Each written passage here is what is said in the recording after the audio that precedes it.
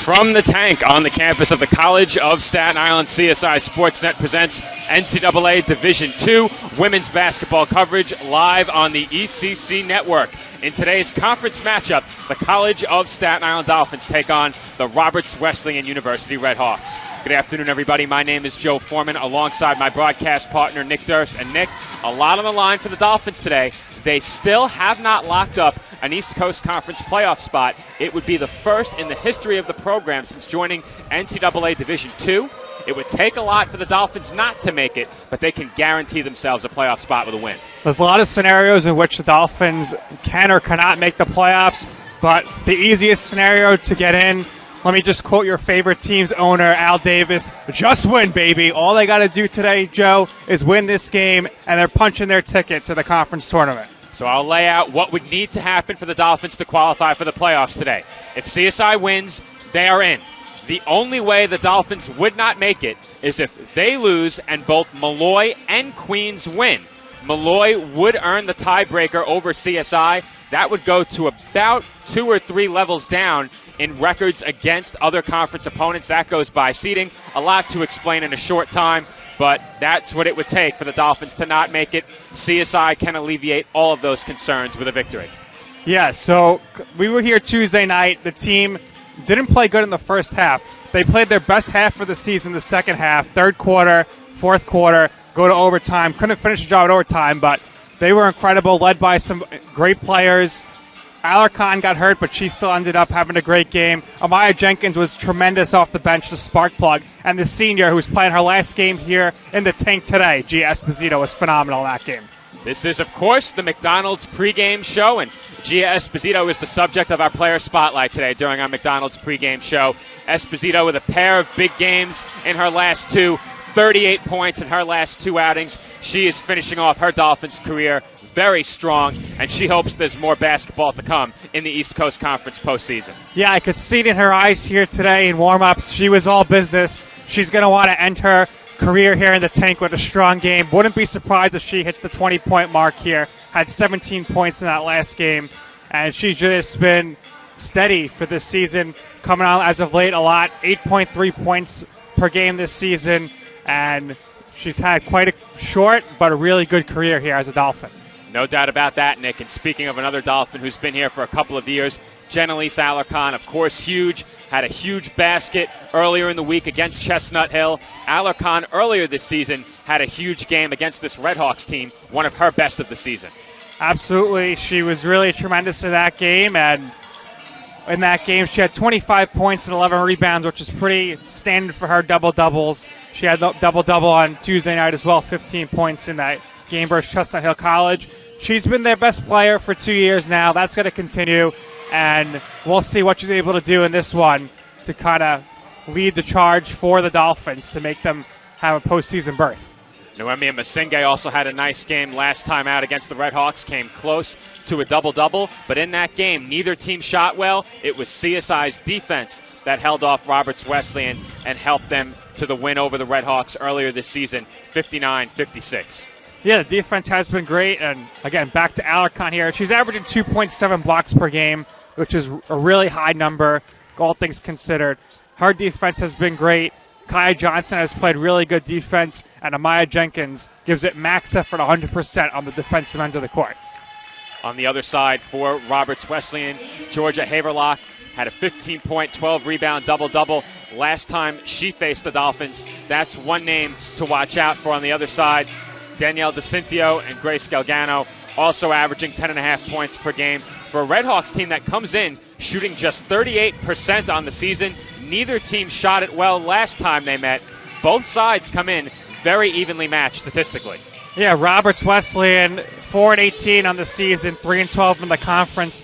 In their last game, they played University of District Columbia. They lost 64-47. The story in that game, Joe, was their shooting. 18-54, really not a good performance there out shooting. And they were out rebounded 57-35, which is a big, significant difference. So maybe Alarcon could take advantage of that on the boards here. They also turned the ball over 22 times, so not a great recipe for success there with those numbers. Well, as we mentioned, Roberts Wesleyan comes in looking to play spoiler against the Dolphins team that suffered a really tough loss earlier in the week on Tuesday. You said it before, Nick. They did not play well in the first half. Things completely turned around in the second half. The Dolphins scored 28 points in the third, 20 points in the fourth. Undoubtedly, that was their best half of the season. We loved what we saw from this Dolphins team. We love the effort, and I think it was really led by Amaya Jenkins there in that third quarter. Season high, career high, 14 points. Tremendous job by her on both ends of the court. Energy, spark for sure. We mentioned Alarcon went out for the injury for a little bit on her ankle. She's fine. She came back, and she's going to play today. But in that moment when she was out, Jenkins and Esposito really took over offensively. Esposito finished with 17 points. Alarcon came back in. You mentioned that big basket. She herself had 15 points in the game. And in that second half, what really turned around for the Dolphins, on top of their scoring, their defense vastly improved in that second half as well. The one area for concern was the rebounding in that game, and that's an area where Jenelise Alarcon can certainly help this Dolphins team come through. Overall for the game against Roberts Wesleyan, or I should say against Chestnut Hill, earlier in the week, the Dolphins shot sub 40%, but in the second half, they came through in a big way from beyond the arc. 6 of 8 from downtown. Gia Esposito was a huge part of that. And on the other side of the McDonald's pregame show, when we wrap up in about 2 minutes, we are going to have our Senior Day ceremony streamed full, live, here from the tank. We look forward to that. Absolutely. It's going to be great. And the Dolphins here today, they're going to do or die by the three like they always do. So looking for big games here from Ashley Lambert, who has 10 points per game. Esposito, as you mentioned, 8.3 points per game. And this is going to be Gia's moment coming up here in a little bit. For Senior Day, it'll be a nice ceremony for her, and this will be her last game here in the tank. But she said she's going to be back in the tank later on this spring to defend her ECC Cornhole Championship. Well, Nick, we discussed that during our last broadcast. As promised, I have the photo evidence. We will share that on the other side of this short break. About 90 seconds to go ahead of our Senior Day presentation. Nick and I will step aside for about a minute. When we come back, Gia Esposito honored on Senior Day 2023 from the College of Staten Island.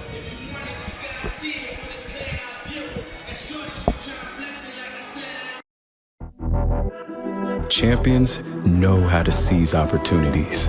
When they see moments of greatness unfold right before their eyes, they push as hard as they possibly can. And then they push harder. Because the heart of a champion never settles, never quits, and never stops giving its all. We are champions. We are Division II. We go big, we give it everything we've got, and we win. On the field, on our campuses, in our communities, for our causes, in our careers. We rise to become champions in everything we do. We are Division II, and there are no limits here. We make our time count.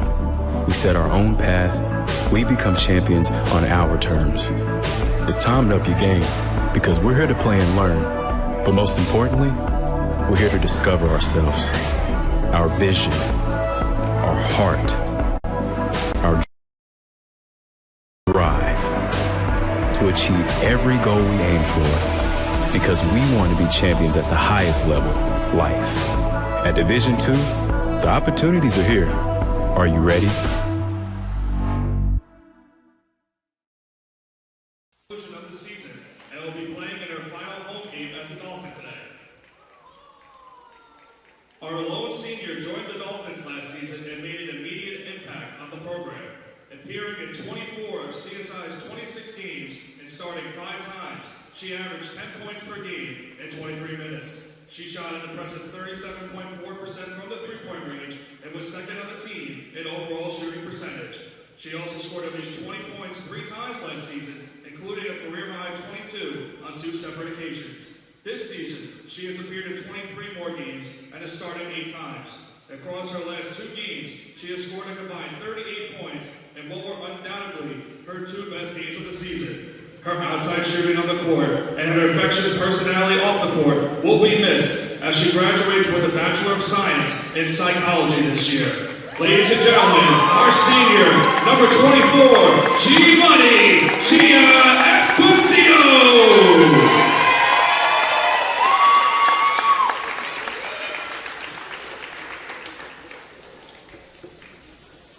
She is joined on the court by Stateside Director of Athletics and Recreation, Chase Licata, her coaches, family, and friends. She is also being presented with a frame commemorating her time with the team, courtesy of CSI Athletics.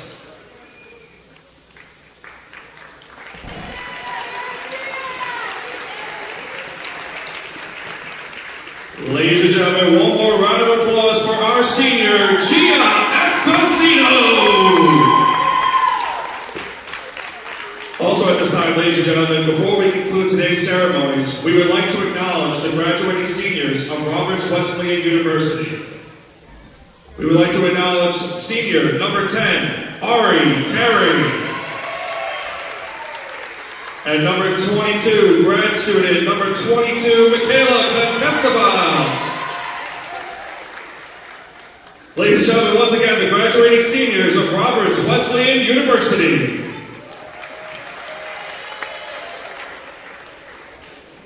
And now, ladies and gentlemen, it is time to meet today's starting lineups. First, for the visiting Redhawks of Roberts Wesleyan University. A 5'6" junior from Somers, New York, number 4, Danielle DeCintio. A 5'8" junior from Ithaca, New York, number 11, Georgia Haverlock. A 5'7" freshman from Warren, Pennsylvania, number 12, Riley Childress. A 5'10" freshman from Brewster, New York, number 21, Grace Galvano. And a 5'9" freshman from Rochester, New York, number 23, Paris Anthony.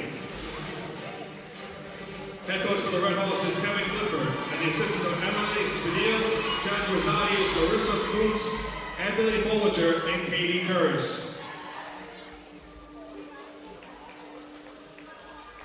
And now, ladies and gentlemen, it's time to meet the starting lineup for your CSI Dolphins. And we are back here on the ECC Network. Joe Foreman rejoining you alongside Nick Durst. And Nick, we just had our Senior Day presentation. Great job by our friend Nick Bavona on public address, bringing us that ceremony. Of course, you and I got to take it in from courtside here at the commentary desk. Great job by Nick, and a fitting tribute to Gia Esposito. Starters being introduced out on the floor. Nick, you have those starting lineups. Nick Bavona absolutely crushed it with the ceremony and the introductions. So here we go. First off, for Roberts Wesleyan, number 4, the point guard junior, Danielle DeCintio. Number 11, the junior guard, Georgia Haverlock. Number 12, the freshman guard, Riley Childress. Number 21, the freshman forward, Grace Galgano. And number 23, the guard who is a freshman, Paris Anthony. Now, for your CSI Dolphins, number 2, the junior guard from Staten Island, New York, Ashley Lambert. Number 4, the sophomore guard from Brooklyn, New York, Kaya Johnson. Number 13, the sophomore forward from Troy, New York, Jenelise Alarcon. Number 14, the sophomore guard from Arbella, New York, Lizzie Lofaro. And the senior, number 24, from Staten Island, New York, St. Joseph by the Sea High School, Gia Esposito. The head coach of the Dolphins is Nicole Sarcone.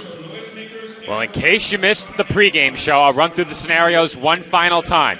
If the Dolphins win, they're in the playoffs. The only way the Dolphins would not qualify for the playoffs is if they lose and both Queens and Malloy win. The Dolphins can take care of business on their home floor, looking to snap a 4-game losing streak, as very early we've had what appears to be a stoppage for potentially a clock issue. I didn't see anything wrong there, and it looks like the official has said that the shot clock does need to be reset to 29. So shot clock back to 29.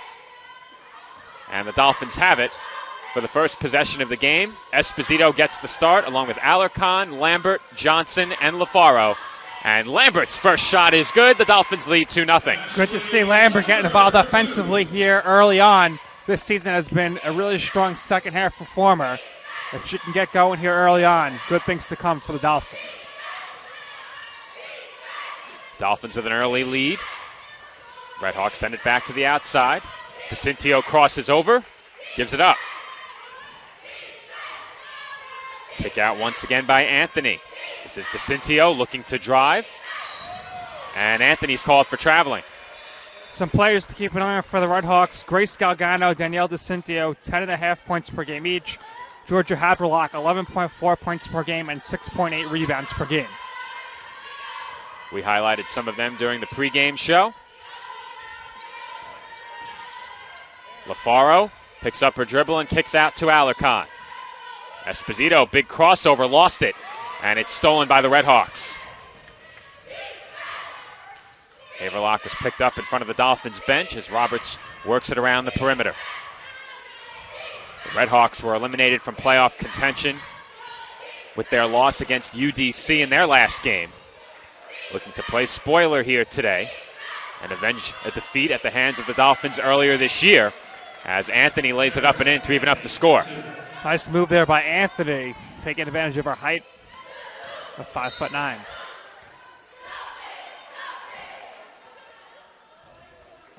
We have a whistle at the other end of the floor. Roberts Wesleyan foul, charge number 12, Riley Childress. Her first, team's first.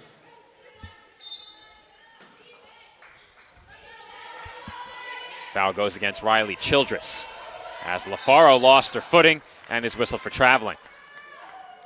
Looks like a bit of a slip and slide there for LaFaro, who loses her footing and the ball goes flying, but it was a travel. Just over 90 seconds gone by in the first quarter. Score knotted up at 2. Anthony has it just beyond the free throw line. Gives it up. She wants it back on the block, working against LaFaro. Passes out of a double team. And Childress stepped on the sideline.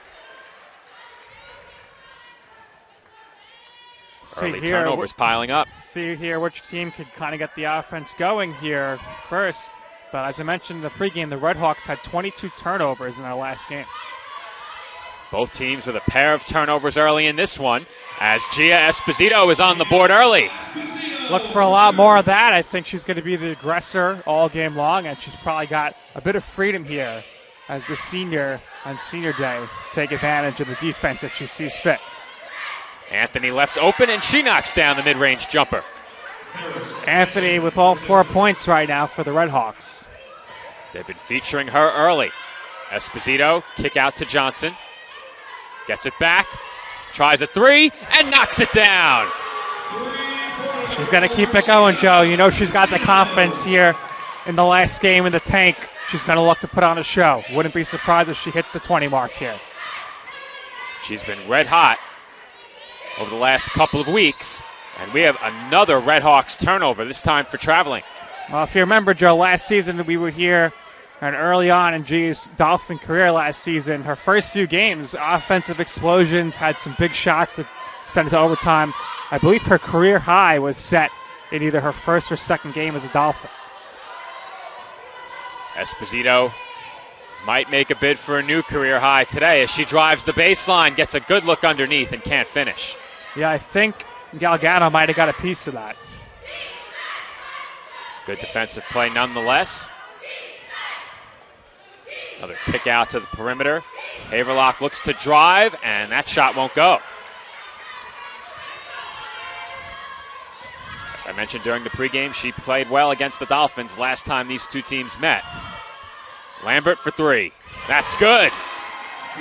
Well, Joe, I said it in the pregame. The Dolphins, they usually do or die with the three-pointers, and they want to get Lambert, who's the second leading scorer, and Esposito, the third leading scorer, involved early from three-point range, and they have so far with a pair of three-pointers each.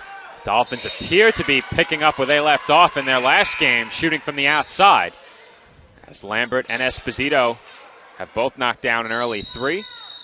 Wami Masinge checks in for LaFaro, but now we'll have a timeout. 6:09 to play in the opening quarter. Dolphins lead the Redhawks 10-4. 30-second timeout by Roberts Wesleyan. NCAA Division II, community engagement is an initiative at all 25 national championships because student-athletes want to give back while competing for a national title. Over the course of the year, Division II student-athletes have an opportunity to leave a lasting impression in local communities throughout the country. Whether Division II student-athletes are volunteering at hospitals, schools, after-school care programs, foster homes, or retirement villages, they make a difference in the lives of others. In Division II, we rise to the opportunity and make community engagement ours.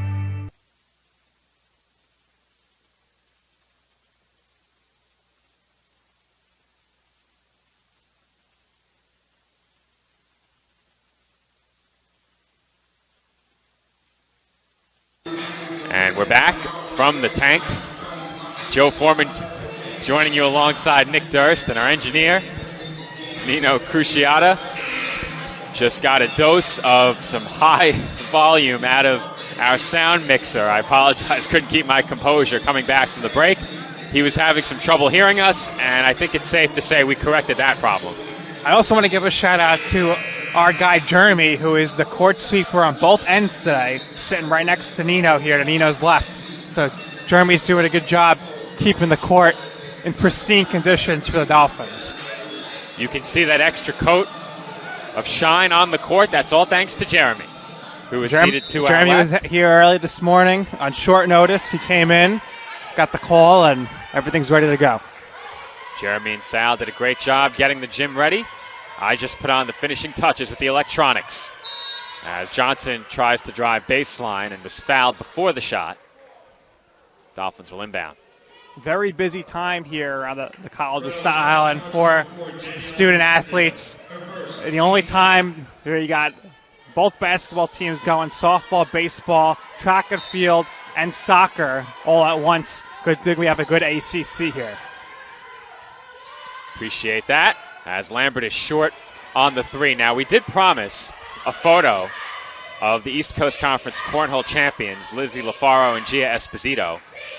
The format of the file was not being accepted by our broadcasting software. We do intend to get that photo by halftime. I think we'll get it in halftime. I think we can make it happen. I think you're right. We do have an excellent, this is a foul there. We do have some excellent support staff here if need be, and we'll be able to get the format fixed.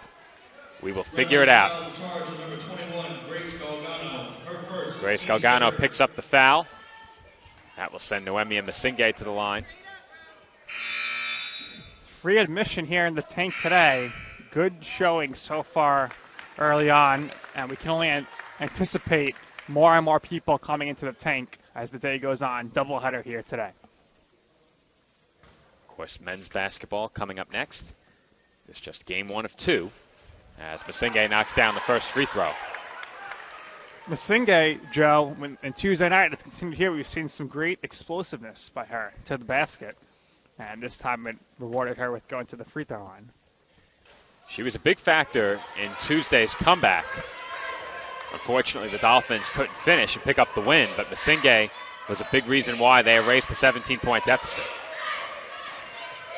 Kick out by Childress. Haverlock goes around the back, gives it up. DeCintio kicks out. Open three. No good by Galgano and rebounded by Grace Dow. Feed inside into a tight window, and Lambert stepped on the baseline. Good defense there, though, to prevent an easy pass leading to an easy layup. Dolphins with 4 Dolphins on the bench. Brianna Moore missed Tuesday night's game. She's back on the bench today, so 9 players available here for the Dolphins today. 11 on the shot clock. Jump shot by Dow is short. Here comes Kaya Johnson back the other way. Dolphins leading by 7. Masinge spins and travels. That's the right call. Got a little aggressive there, and that extra spin led to the travel.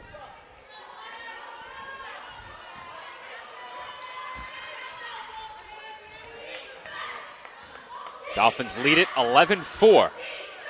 Not much offense for the Red Hawks early. They've turned it over 4 times. Dolphins have now turned it over 3 times. Childress kicks out. Long three by DeCintio, too strong. And a foul is called against Dow for an over the back. That was a far out three-pointer, well beyond the men's three-point arc. Red Hawks foul, charge number 14, Grace Dow. Her first, team's 4. 14 fouls on Roberts Wesleyan now. Dolphins have not yet committed a foul in the opening quarter. We're approaching 6 minutes in. Johnson over to Lambert. Lambert gets by one defender, is double teamed, finds Alarcon. 10 on the shot clock. Deep three by Phelan. No good. Rebounded by Roberts. 6 minutes in here, Joe. We really haven't seen Alarcon touch the ball much offensively. And that's going to be an offensive foul. Draws the foul there as Emily Palmer knocks Alarcon to the floor. Emily Palmer sent Alarcon down to the floor. They got tangled up on the inside.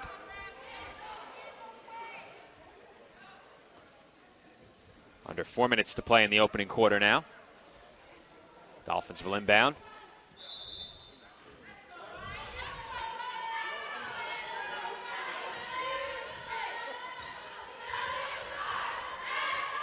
Johnson surveys the floor. Dolphins try to set up Phelan on the wing, and they do.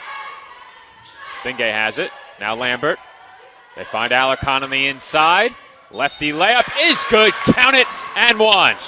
Joe, how many times have we seen Alarcon with that signature spinneroonie move, laying it up in, and gets the foul? Tremendous job by her. We'll get a second look at it. Alarcon was taken down to the floor, and immediately they get her a touch at the offensive end. She makes the most of it and scores. They must have heard me, Joe, because I was just saying she hasn't touched the ball much so far. Dolphins fixing that very quickly on that last possession. Alarcon makes the free throw. Dolphins up 10. Durstradamus, perhaps?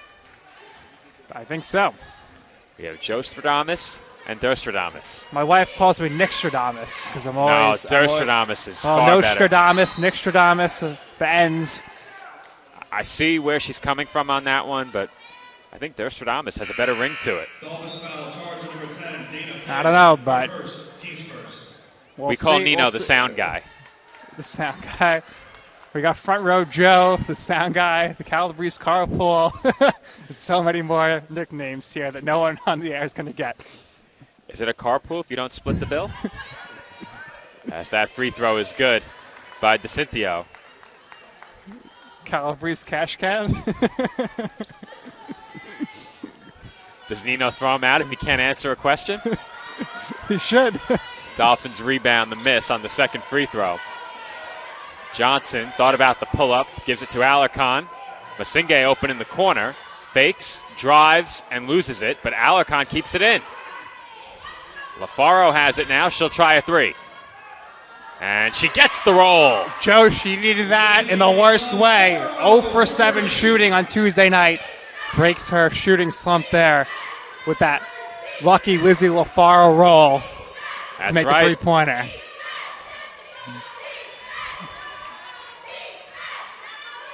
.13 on the shot clock for Roberts Wesleyan. Galgano kicks it out. Childress will try a three. Too strong. And Masinge has the rebound. Johnson swings it to Alarcon. Johnson gets it back. 20 to shoot. LaFaro will try another one. No good.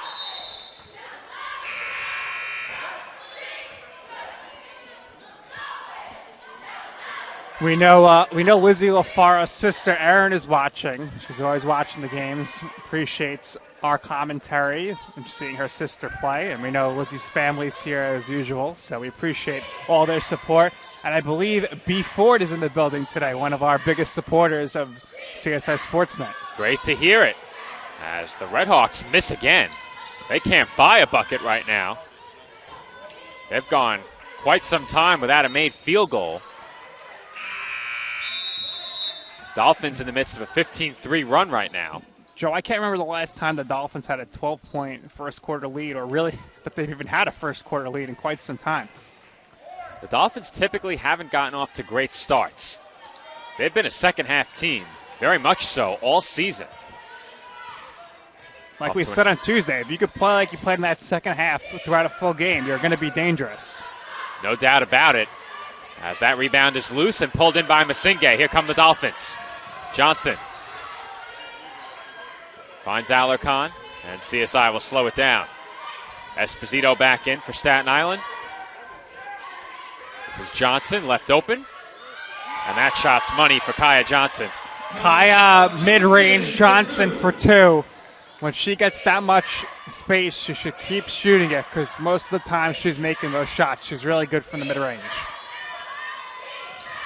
Haverlock goes around the back, had it poked away and stolen. LaFaro takes it away. Haverlock may have taken an elbow there as well. And LaFaro draws a foul that will send her to the line. Haverlock grabbing her nose.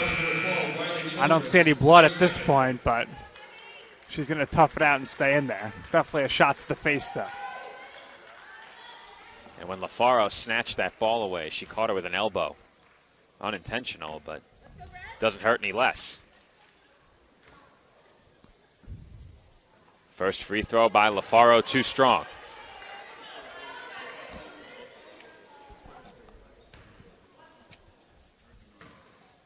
One more from the line for LaFaro. No good. Dolphins lead is 14. Just over a minute to play in the opening quarter. This is Childress. Looks defeated inside, finds Anthony, who is quickly triple-teamed. 5 to shoot. Haverlock gives it up. Childress swings it. Shapiro with 1 on the shot clock won't attempt the shot.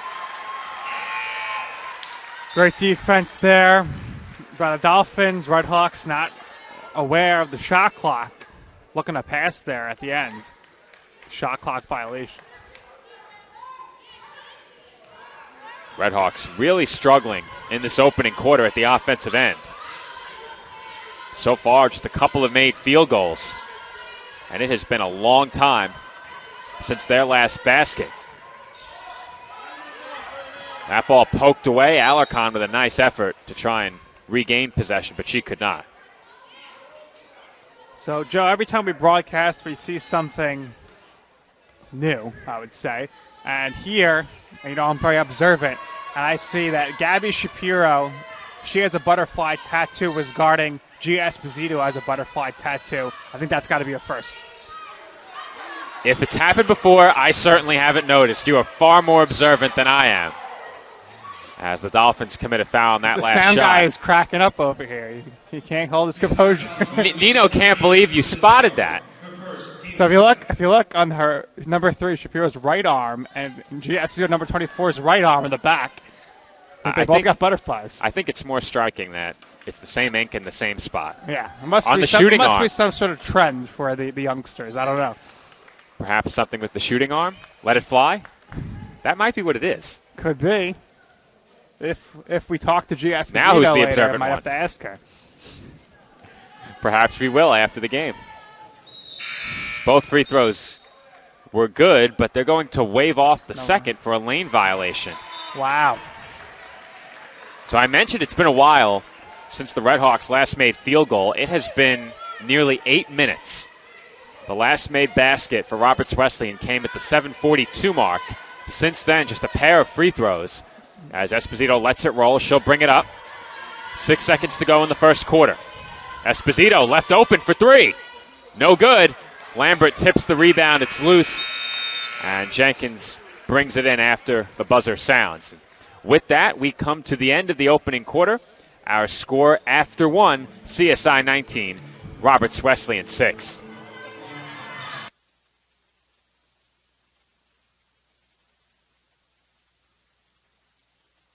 The Kettle Black on Staten Island, a top 5 wing joint in America by Food and Wine magazine. Serving daily lunch and dinner at the bar or on the floor. Perfect for family and group parties with top shelf drink and delicious food.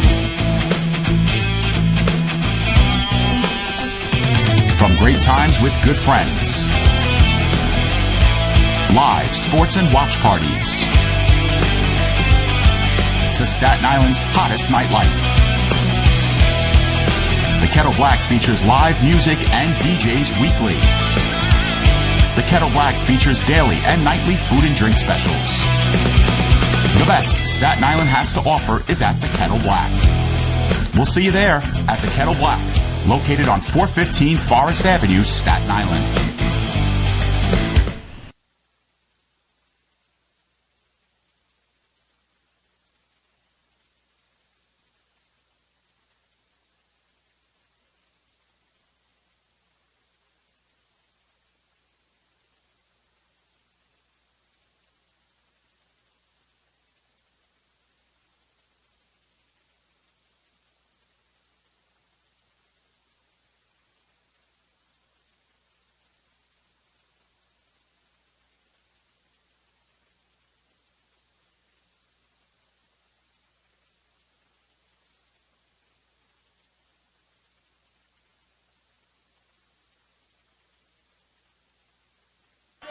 And we are back from the tank. Joe Foreman rejoining you alongside Nick Durst. Dolphins with a 13-point lead at the start of the second quarter. And, Nick, this is definitely one of the best starts for the Dolphins all season. Well, you got to wonder, Joe, with the Red Hawks already losing their opportunity to play in the conference tournament, just how motivated were they here to make this road trip to come here and be ready to play? Right now, it looks like the Dolphins are taking advantage of that. Flaro puts up an air ball.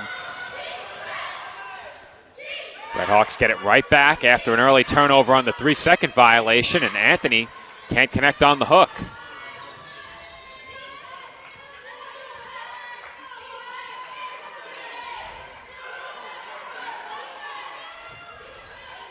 On the inside, Alarcon is stifled at the rim.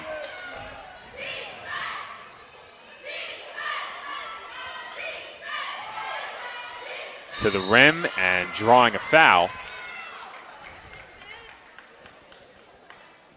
was Sidney Zvizdak.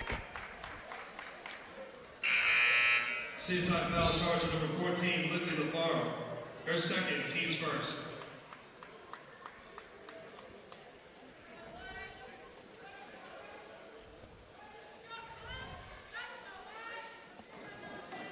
Zvizdak at the line, 2 shots. And the first is good.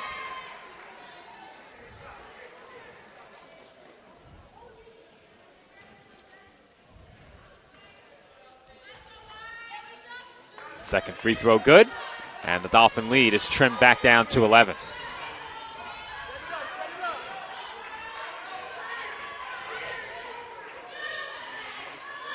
Lambert from the corner is no good.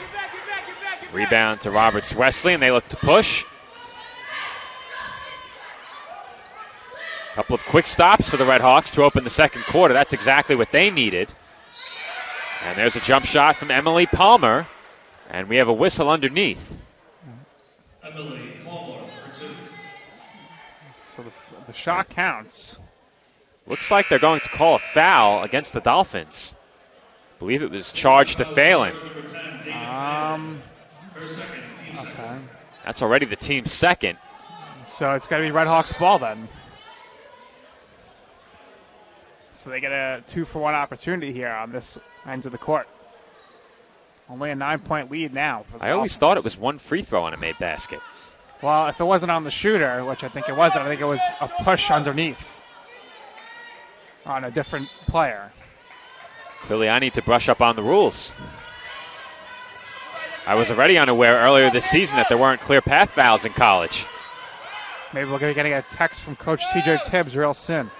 He's very often watching ahead of his team's games as Palmer grabs the offensive board and can't get that jumper to go.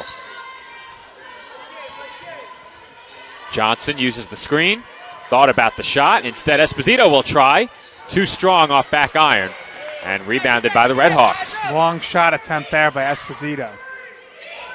Dolphins so far 0 for the second quarter as that ball ends up in CSI's bench. Nice catch by Kelsey Carey, who there's a great article on her on CSIDolphins.com that everybody should go check out. Absolutely. Great work by our athletic communications intern, Lauren Wilson of CSI Cheer. Chasing down that lead for us and bringing us that great story on the CSI women's basketball assistant coach. As we have a timeout, and it will extend into a media timeout. So we'll be right back. The Dolphins' lead has been cut down to 9 with 8:09 to play in the second quarter.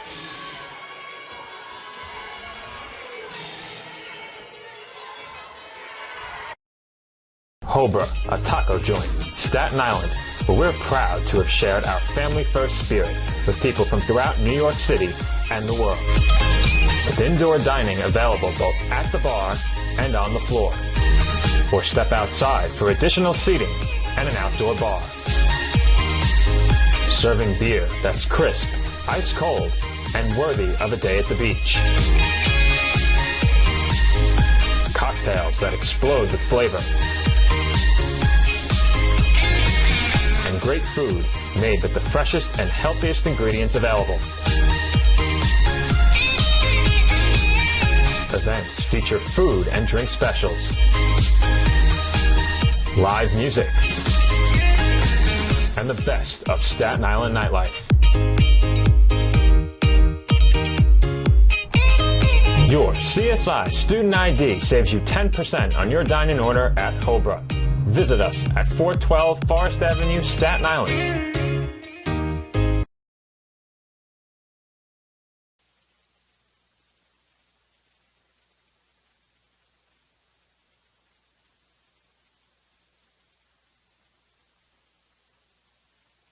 And we're back from the tank where the Dolphins' lead has been cut down to 9. Good start to the second quarter for the Redhawks. And that won't help as that shot is well short by Palmer, an air ball. And Alarcon snatches it away from DeCincio, and I think we're going to have a technical foul. Oh, you think? Well, Alarcon was kind of standing her down. DeCincio was chirping. Double text, you think, Joe? They may come over here, Nick, so we'll be ready. We're ready to go, but I think DeCincio kind of started the chirping. Alarcon, with some intimidation factors, is staring down. So we'll see if it's a double technical. It's either a double technical or a no call, I think. We'll see. We got the replay. Want to take a look? We certainly will. Let's get a look at it before the officials potentially head over. Doesn't look like they're going to check it out, but here's a look at it. It's off the rebound. Alarcon clearly has it right there. And it looks like DeCincio said something that then prompted Alarcon to respond. I think that's a no call.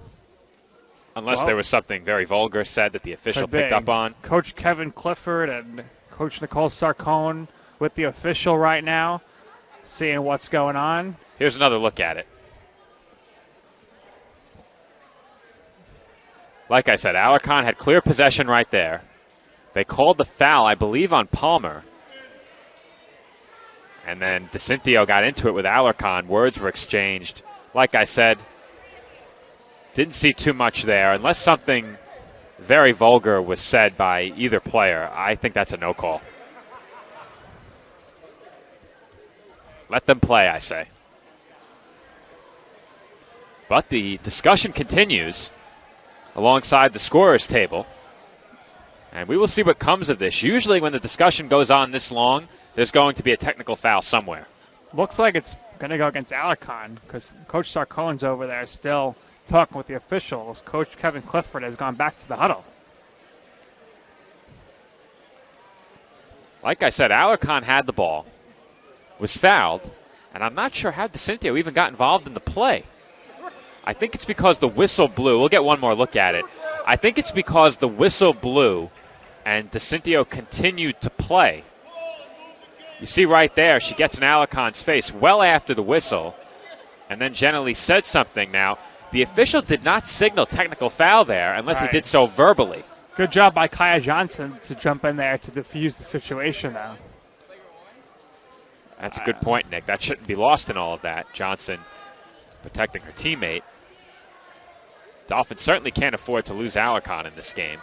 Alarcon She's making her teammates laugh right now, but she's fired up. Like I said, I didn't see much there. Nicole Sarcone doesn't look very happy. So technical foul against Chenelise Alarcon. Well, the crowd hates it. Can't blame them. Ball don't lie, though, Joe. That's right. I don't like it either. Now, Jeremy is currently working. I don't think he's allowed to do that. Jeremy affirming the fact that the ball doesn't lie. He can't hear me. I don't think Jeremy's allowed to do that. He's making Marquise laugh. He's on the clock. I don't think he can do that. Got to be impartial. So a technical foul plus possession, Joe. So the original foul just ceases to exist? I don't understand. That's a bad break for the Dolphins. The original foul was against Alarcon. I'm not a fan of that call. Makeup call? The crowd's going wild, that's for sure. Gia's mom, Nancy, on her feet, going wild. A lot of smiles in the building. I'm looking around at a lot of the staff. They are grinning ear to ear after that whistle. Steven across the way, he didn't like the sloppiness of what was going on. And he's really happy now. And now we got another foul, perhaps underneath or just substitution. But DeCintio is going to the bench. She's greeted, we'll say warmly, by the spectators. And a nice crowd has assembled. Men's basketball behind the scorers table. We have a nice crowd on hand. 1 p.m. Saturday start here at the Tank. Basingay finds Alarcon. She looks to back in, kicks out. Lambert three, splash. Three-pointer for Cashley Lambert, who's cashing in on the open opportunity there. Bang, bang, makes it count. Bang, bang, splash. Hands up, hands up. Jump shot short, may have been partially blocked. And this building has been energized by this Dolphins team. Their lead is back to 11. Esposito for three. And she almost got the roll. Haverlock gives it up. Open three. No good. Svidzak couldn't connect. Now Lambert on the drive. Lefty layup is good. Dolphins lead by 13. Lambert feeling herself right now, having her best first half of the season. Timeout Roberts Wesleyan as the Dolphins have jumped out to a 13-point lead. That will send us to break. Our score, Staten Island 24, Roberts 11.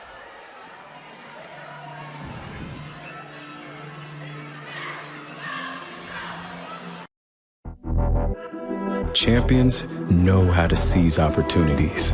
When they see moments of greatness unfold right before their eyes, they push as hard as they possibly can, and then they push harder.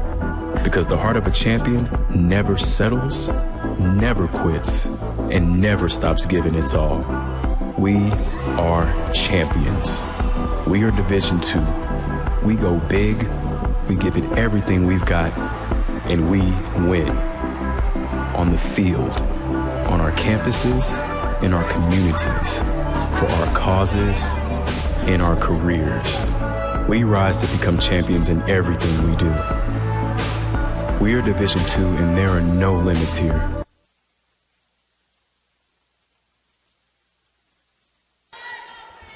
(24-11) our score with 6:43 to play in the second quarter. The intensity in this game picking up just a bit following that last technical foul against Genelise Alarcon. Short stint on the bench for Danielle DeCintio. She was in the middle of that, and she's right back in the game. Coach Kevin Clifford maybe just wanted her to cool off for a minute. One of their better players that need her in the game.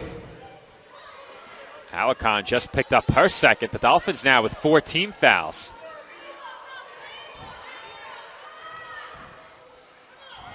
Grace Galgano to the line, and her first free throw is too strong. Two teams a combined 7 of 14 from the line so far. Roberts 5 of 9. Staten Island 2 of 5. Second free throw is good. Dolphins by 12. Johnson will bring it up. Alarcon for Masinghe. Now Johnson. What a pass by Johnson. Count the basket and one.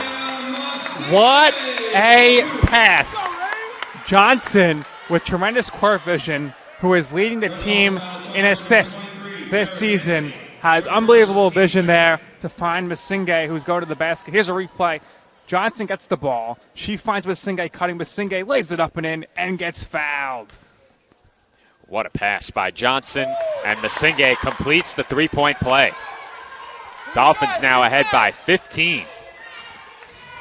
Johnson, we've seen this season really emerge as the Dolphins' ball handler, doing a great job. The assist numbers show it. And as of late, Joe, Masinghe really turned it on. You said it, Nick. Johnson's really beginning to excel in the point guard role for this Dolphins team. Not an easy role to assume when it's not something that you're accustomed to. And Lambert had that shot partially blocked. Alarcon saved it, but right to the Redhawks. After that Masinghe free throw, Riley Childress with a nice open layup to respond. Cintio can't connect from three, and Johnson will let it go. But you said it as well, Nick. Masinghe has really picked up her play as of late as well. It really seems like things are starting to come together for this Dolphins team late in the season at the right time. Yeah, it feels that way despite the losing streak here, but we've seen some strong individual efforts, and today, right now, a total team effort. Well, it's these last two games that have given me, as a fan of this Dolphins team, a lot of reasons for optimism, and Masinghe is a bit strong on that shot. But if you're a fan of Staten Island, with the Dolphins heading into the playoffs, potentially, next week, this is the kind of basketball you like to see them playing. And Anthony can't get the roll. The Redhawks have started this game 4 of 20 from the field. Louis Matrone and Sal Caruso almost taken out there by the basketball. But was the laptop safe? That's the question. That's my personal laptop. It was safe, but I didn't see Louis making much of an effort to protect it. I'll have to have a word with him about that one. Midway point, second quarter. Dolphins lead by 13. Johnson over to Masinghe. Crosses over and gives it up to Alarcon. Lambert left wide open for three. That's short. Rebounded by DeCintio.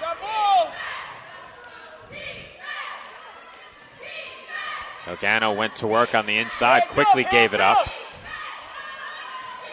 Not much going on in the paint for the Redhawks. Haverlock looks to change that, and she's fouled. And that will put the Redhawks in the bonus. Joe, if I would have told you that with about 4.5 minutes left in the second quarter, that the Dolphins would have a 13-point lead and Alarcon would only have 3 points, what would you have said before the game? They must be hitting a lot of threes. That would have been my first instinct, and they have 4. There you go. That's the difference in the points right now. Most of the offense on the inside comes from Alarcon and Masinghe. So for the Dolphins to have a lead in double figures in the first half, typically it's going to require some outside shooting.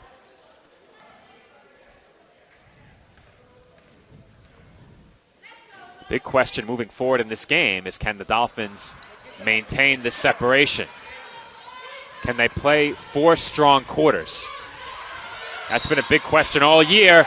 As you can count that basket for Gia Esposito, and one. Look at her eyes, Joe. She is full of determination right now. She's locked in, continuing with a really strong first half here. 7 points right now with the chance to turn 8th at the line. Here's another look at that basket by Esposito. Given the baseline, takes full advantage and knocks down the free throw. 15-point lead for the Dolphins. 10 for Lambert, 8 for Esposito. Haverlock left open. Good close by Esposito, and Haverlock knocks it down as she falls to the floor. Nice basket by her, though. Leading scorer for the Redhawks this season.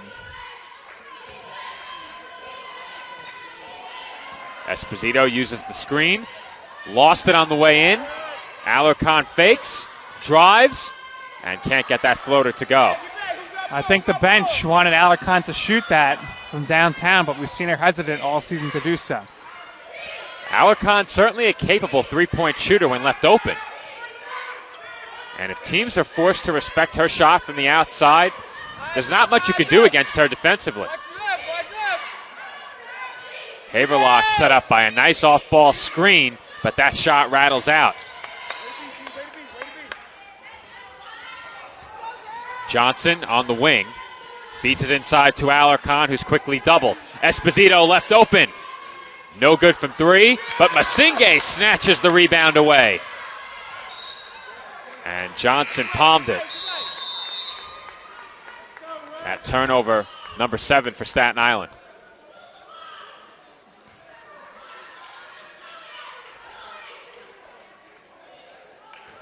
Just over 3 minutes to play in the second quarter. The Dolphins lead it by 13. It's been a nice half for CSI. Can they close it? If you're Roberts Wesleyan, you'd love to get back to within single digits before halftime. And turnovers like that won't help. That's double digits now in turnovers for the Redhawks. They have 10. Well, 22 in their last game, so on that same pace.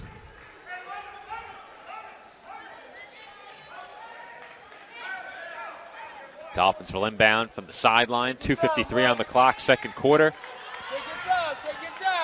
Dana Phelan and Amaya Jenkins into the game for Staten Island. Rare breather for Alarcon. Lambert also on the bench right now. Esposito will try another three. No good. And Masinge has another offensive board. No basket as the foul came before the shot. Masinge just putting on a show with the rebounds right now, leading all players in rebounds at the moment. Masinge with 4 points and 8 rebounds thus far. Finished with 8 points and 8 rebounds last time she faced this Redhawks team. Jenkins looks to drive baseline, is quickly doubled, but she traveled before getting rid of the ball. Dolphins here getting a little sloppy in the last minute or so. 2:27 going in to the half here. See if they tighten up their play. Haverlock has it defended by Esposito. She gets a screen, crosses over, looks to drive, and can't finish. As Haverlock ends up on the floor again, the Dolphins have numbers if they hurry. Esposito, open three. Short. Tipped by Masinge, who has rebound number 9. What a first half from Masinge. Esposito to Masinge. Good look, off the mark. And Esposito has the rebound. She gets inside, and the floater is no good off the window. Hard to believe that did not fall. But gee, as of late, getting a little cold here. Missing a lot of shots, 3 for 10. Just 1 of 7 from downtown. And DeCintio's 3 rattles out. Offensive board once again, this time for the Redhawks. And Grace Dow puts it back up and in. Well, we say it all the time, Joe. Going into a half, trailing by 10 or less is a big difference, compared to trailing by 11 or more. And LaFaro's 3 is no good. Masinge and Haverlock fight for it. And Haverlock is called for traveling. Haverlock finding herself on the floor quite a bit in this one. And early on, remember, she got hit in the nose, so she's taking a beating here today. Phelan surveys. Finds Jenkins. Jenkins out to Esposito. Dolphins swinging around the outside. Masinge will drive. Masinge gets inside, and that's a nice move by Noemi and Masinge. Masinge, tremendous job taking it to the basket. Under a minute to play, second quarter. Anthony gets it inside. Dow's shot off the window, no good. Here comes LaFaro, waving her teammates forward. Esposito, open pull-up. Short. Jenkins got in there, but could not pull in the rebound. DeCintio almost traveled, finds Haverlock. Dow left open. Off the mark. Masinge now has 10 rebounds with that last board. What a half for Masinge. Masinge with 6 points and 10 rebounds. She's played just 13 minutes. Dolphins will hold for the last shot here. 9 seconds to go in the quarter. Jenkins, travel. I don't know about that, Joe. Nicole Sarcone can't believe it, as we'll get one more look at that last basket by Noemi Masinge. Good ball movement as well by the Dolphins on that possession, as Masinge gets the floater to go. 4 seconds remaining in the quarter. DeCintio is rejected by Jenkins, and that shot will not go to bring the first half to a close. With, she gets the travel, comes back at the other end, and blocks the shot attempt there. And in just a few moments, Nick will be joined by CSI Dolphins women's basketball head coach Nicole Sarcone. Our score at halftime, the Dolphins 32 and the Redhawks 19. Here with head coach Nicole Sarcone for the TLC Physical Therapy halftime report. Coach Noemi Masinge, dominant first half on the boards, double digits, and great perimeter defense by your team in the first half. Redhawks couldn't hit a three-pointer. What do you like about those two things so far? Oh, I think we have a lot of energy. I think that technical gave us a little bit more energy as a team. We're doing a great job with our defensive assignments, but they can hit threes, so we have to be aware that we have to continue that defense in the second half and get as many contested shots on them as we can. All right, so it is senior day, so Gia Esposito came out, really strong, hot start. What has Gia meant to you in the program the last 2 years? Yeah, I mean, like the speech said, Gia brings energy on and off the court. She's just a great person before she's a great basketball player. We hate to see her go, but that's, she's proven the last few games exactly what she can do on the floor, and when she plays with confidence. So she means a lot to us. She does a lot for our team on and off the court. Can't say anything better about her. All right, thanks a lot, Coach. Best of luck in the second half. Joe, back to you. Thank you, Nick. That is our TLC Physical Therapy halftime report with CSI Women's Basketball head coach Nicole Sarcone. When we come back from our halftime break, the Dolphins will take a 13-point lead into the second half. Our score at the intermission, Staten Island 32, Roberts Wesleyan 19. And we are back from the tank. We're about set to start the second half in this East Coast Conference matchup between the Dolphins and the Redhawks. And as promised, we do have an image of the East Coast Conference Spring 2022 Cornhole Champions. There they are. They are. Gia Esposito and Lizzie LaFaro. So Andrew and Christian on the men's side were the CSI champs, but Gia Esposito and Lizzie LaFaro, two-time ECC Cornhole champions. So if Gia can go with a three-peat here this spring, I mean, I don't know how much better your college career athletically can wrap up than with that. It's a shame Lizzie can't look over at the monitor right now and see the photo, but she's inbounding the Maybe ball we'll show them right in next to post-game us. if possibly. We'll see. Perhaps we will if we get them over here for a post-game conversation. We spoke to Gia and Lizzie together earlier this season, and they affirmed that they will indeed be defending their Cornhole championship. We got to see if we can broadcast that. That would be interesting as Alarcon tries a three, and that's off the mark. It's 3 points to get the sack in the hole, and one if it's just on the board. 10 rounds. I'd have to brush up on the rules, but I think that'd be a lot of fun. We'll talk to Sal. Will do. Redhawks have it, trailing by 13. That layup no good. And Haverlock has gone down to the floor no less than 3 times. Pull up by Johnson, way off. Ball loose, poked at. And I believe jump ball was called. And the possession arrow favors the Redhawks. Esposito starting the second half on the bench.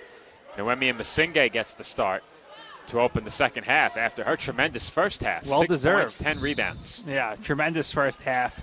Talked to Coach Sarcone at halftime. She was very pleased with her effort and also very happy with the Dolphins' perimeter defense as the Redhawks went 0 for 9 from three-point range. That's certainly a travel. Good call there. The officials also came over just ahead of starting the second half and asked us if we saw anything else on that technical foul. We did not. In fact, when it happened, I thought perhaps there would be no call. However, Marquise brought to my attention, our content creator, Marquise Pickering, said that Alarcon may have flipped the ball back toward the official. That I didn't see. as Alarcon gets that floater to go. Well, Coach Sarcone told me that the team got really fired up after that technical foul. The crowd was going berserk. The floor sweeper here was going wild, so can't blame them, and they played well after that. They responded really well. The energy level of the Dolphins and the energy level in the building certainly picked up after that technical foul, no doubt about it. Dolphins now lead by 15, and Masinge was looking for Alarcon, and it will be Redhawks basketball. Dolphins can't look too far ahead here. They do know it's a win and you're in, but you have to finish strong. Like I said during CSI's last game and during the first half of this game, the Dolphins need to play 4 strong quarters. They're halfway there right now. And if they can play like they did in the second half against Chestnut Hill through a potential first-round playoff game and beyond, that sets them up for success. And there's a big 3 for the Redhawks as Grace Galgano connects from beyond the arc. That was a much-needed basket for Roberts Wesleyan.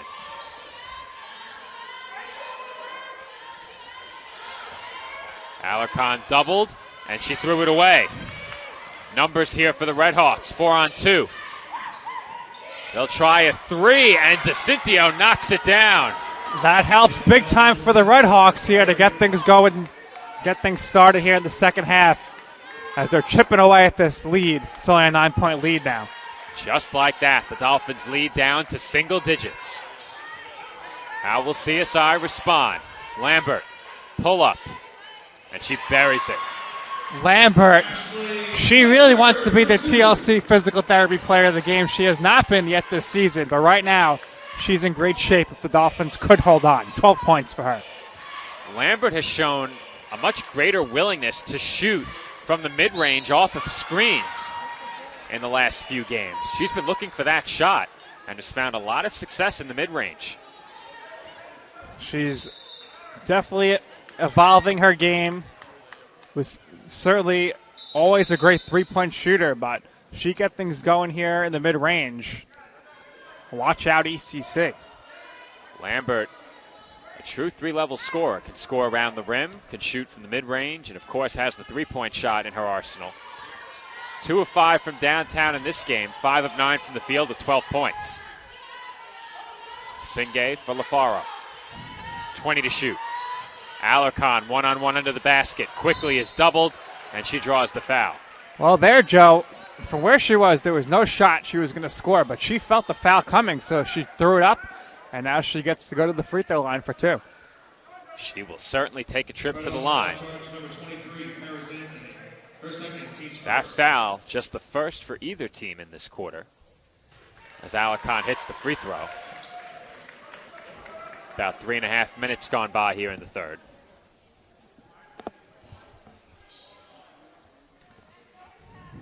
One more from the line for Alarcon. She goes 2 for 2. Grace Dow back into the game, replacing Paris Anthony.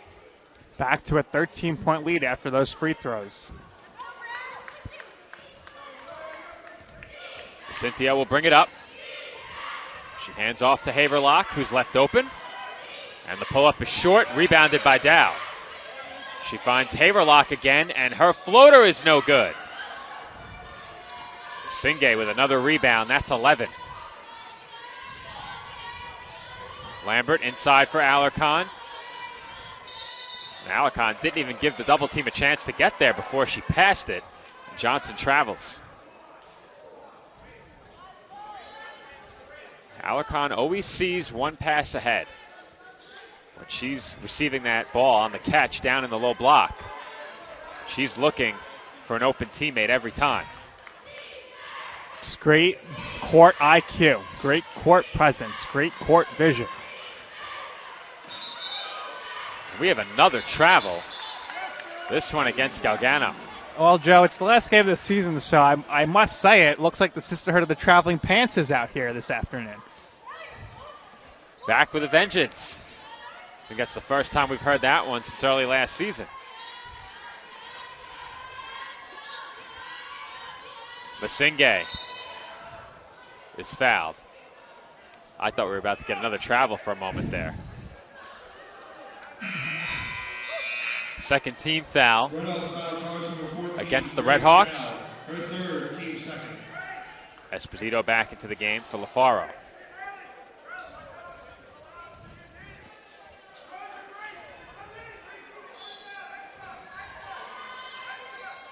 Johnson gets it into Esposito. Masinge for Lambert for three. Splash. Cha-ching! Cashley Lambert cashing it again with another three-pointer. Cashley Lambert from downtown. She's now 3 for 6 from downtown. Jump shot no good. Rebound to Lambert. Dolphins now lead it by 16.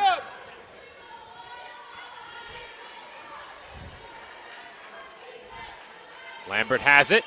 Thought about a three. Now Johnson. 15 to shoot.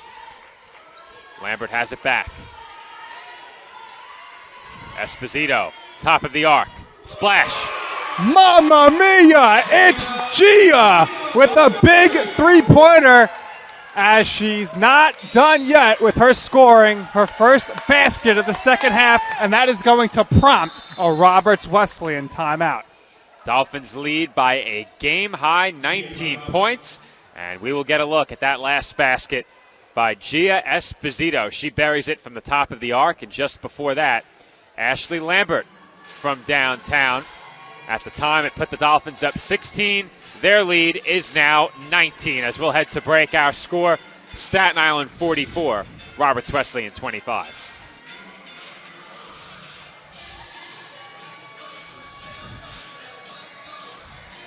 And stop to make sure someone is okay. Get in the way and disrupt the situation. Notify an authority. Or walk them home safely. We can change the language around rape. We can make campuses safer for our teammates, our friends, and our classmates. We cannot be bystanders. Taking action isn't always easy, but it's on us to intervene. Because we can. Learn more and take the pledge at itsonus.org.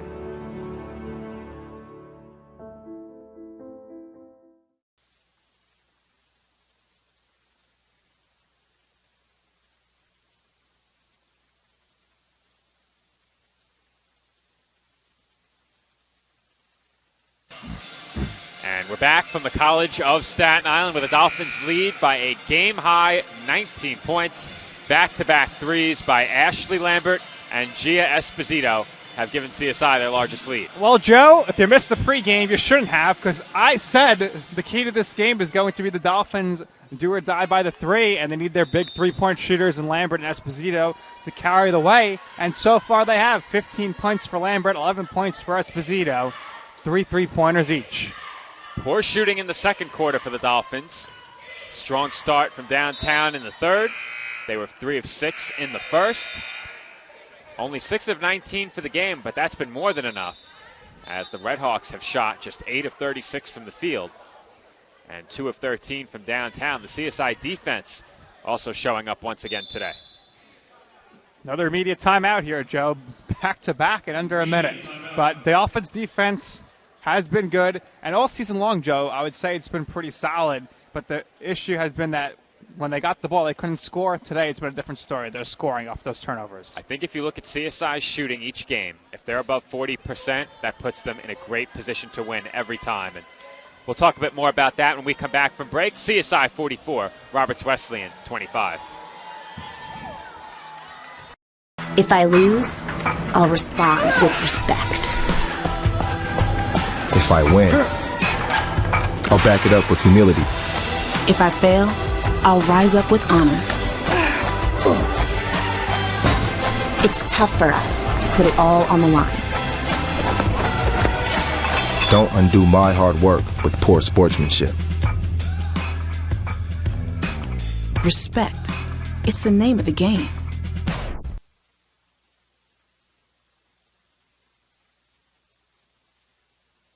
And we are back from the tank.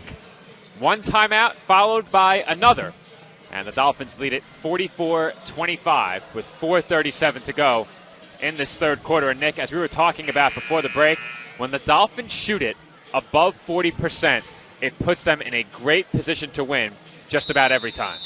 Absolutely, and they've been very inconsistent in that regard all season, but... And DeCintio out of the timeout buries another three, wasting no time. Roberts Wesleyan coach Kevin Clifford drew up a great play there, and it worked for them off the timeout. DeCintio beginning to heat up. Esposito around the back. What a feed for Alarcon, and her layup's no good. Rebound goes to Dow. Nice pass, but a difficult layup attempt there for Alarcon, and it will not fall. And that's a foul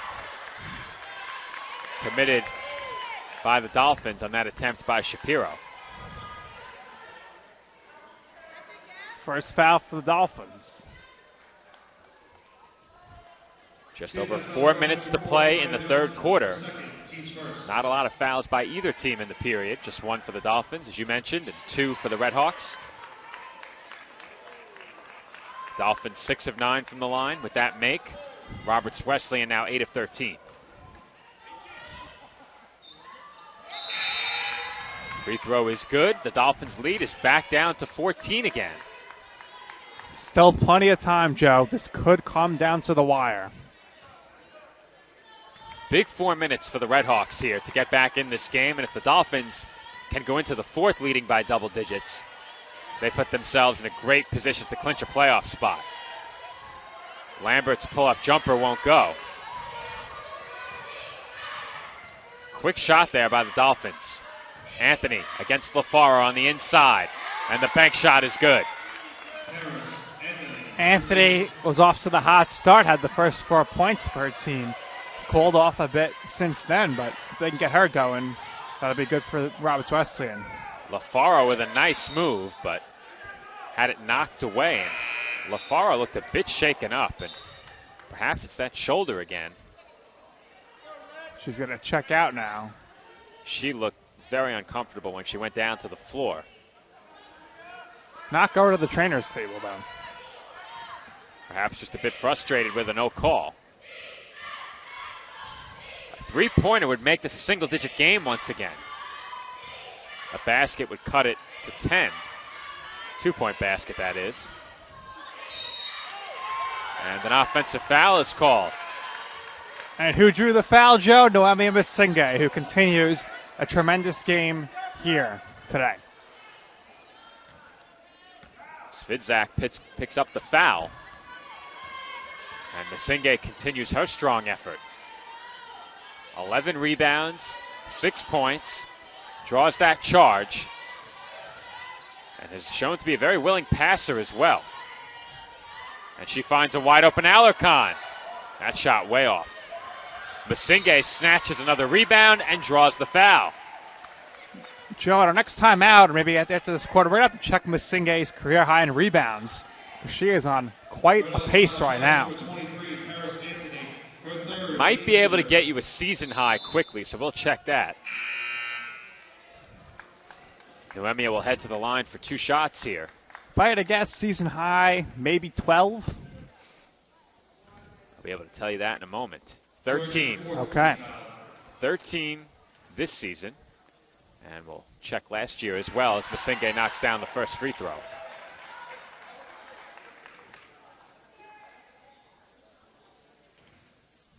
She had 12 twice last year, 13 once this year. So Masinghe certainly poised to set a new career high in rebounds.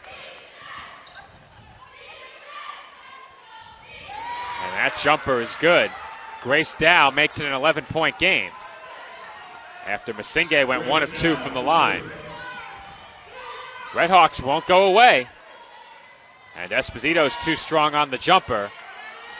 Rebound to Shapiro. If you're the Redhawks right now, you got to like how this quarter is going for you. Roberts Wesleyan with all the momentum, and DeCintio knocks down another triple. From way downtown there, and she buries that three-pointer, and things are getting real tight here in the tank. DeCintio's hit 3 straight. She's now 3 of 6 from downtown, and Esposito answers at the other end. Well, they needed an answer off that big three-pointer by DeCintio. And LaFaro and Esposito there goes to the basket and makes the shot. And the Dolphins call a timeout. LaFaro looks to be okay now after being shaken up before. That's a big basket by Esposito to slow the momentum for the Redhawks, but they've come on strong here in this third quarter. They're only ahead in the quarter by 3, but they trailed by as many as 19. That is down to 10. Just moments ago, the lead was 8. So if you're the Redhawks and a fan of Roberts Wesleyan, you have to like what you've seen from your team here in this third quarter as they try and work their way back into this thing. Yeah, absolutely. I think they just got to keep going with what they're doing right now, chipping away. This game is certainly anybody's game right now with a whole quarter to play.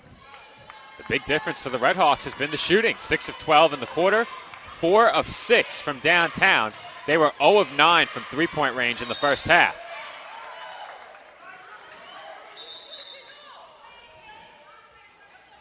Foul goes against the Dolphins here. CSI foul charge number 2, Ashley Lambert. Her first, team second.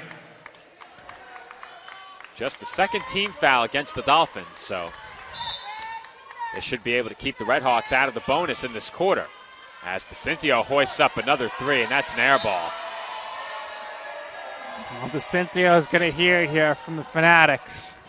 She is playing the villain here this afternoon. No question about that. After getting tangled up with Alarcon, she drew the ire of the spectators. Esposito for 3. No good. Dow pulls in the rebound.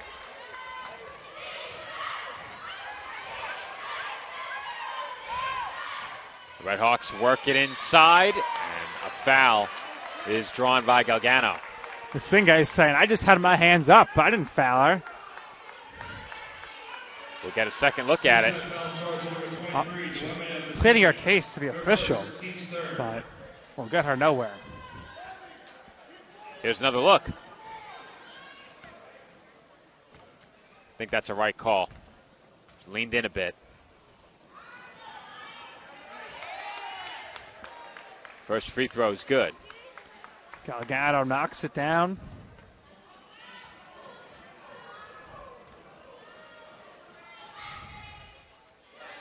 Roberts Wesleyan back to within 8 points again. Strong quarter for the Redhawks. They've only outscored the Dolphins by 4, but just minutes ago, the Dolphins led by 19. Lambert for Masinge. Now Esposito. 10 on the shot clock. Esposito gets a screen from Alarcon. Looks to drive. Kicks out. It's through the hands of Lambert. And stolen by the Redhawks. Foul. Foul on Phelan following the steal. That's the team's 4th, so perhaps I spoke too soon. Looked like the Dolphins would be able to keep the Redhawks out of the bonus. Redhawks, they love to get to the free throw line right now. Clock stopped, chip away at the lead. Head fake, kick out. Shapiro looked to drive, threw it away. Good defense there by Alarcon. Dolphins could have gone 2 for 1 if they went quickly, but instead will run their half-court offense. About a 7-second differential between shot clock and game clock. Phelan over to Masinge. Masinge crosses over and draws a foul. Masinge could calm things down a bit here if she's able to make these free throws. Noemi has done a good job getting to the line. Has already attempted 5 free throws. Dow just picked up her 4th foul. Still over a quarter to play as Masinge knocks down the first free throw. Paris Anthony will get set to check back in, likely to replace Dow.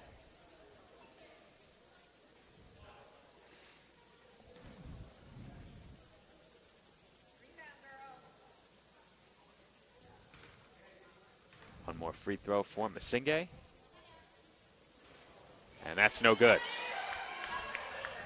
14 seconds to play, third quarter. The Dolphins' lead is 9.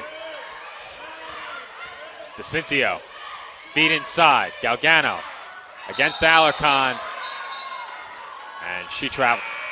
All right, Joe, 3.4. I think the Dolphins getting up a shot. Well, I think the Red Hawks are probably going to try to trap them at half court. We'll see if Lambert's able to put one up or Johnson, but they're just going to dribble it out. Red Hawks had no fouls to give. I was a bit surprised the Dolphins didn't at least try and push the ball. But nonetheless, CSI leads by 9 after 3. Our score, Staten Island 48, Roberts Wesleyan 39. When we come back, fourth quarter from the College of Staten Island. Hobra, a taco joint, Staten Island, where we're proud to have shared our family-first spirit with people from throughout New York City and the world. With indoor dining available both at the bar and on the floor. Or step outside for additional seating and an outdoor bar.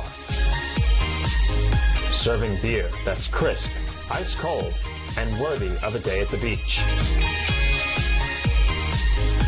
Cocktails that explode with flavor. And great food made with the freshest and healthiest ingredients available. Events feature food and drink specials, live music, and the best of Staten Island nightlife. Your CSI Student ID saves you 10% on your dine-in order at Hobra. Visit us at 412 Forest Avenue, Staten Island.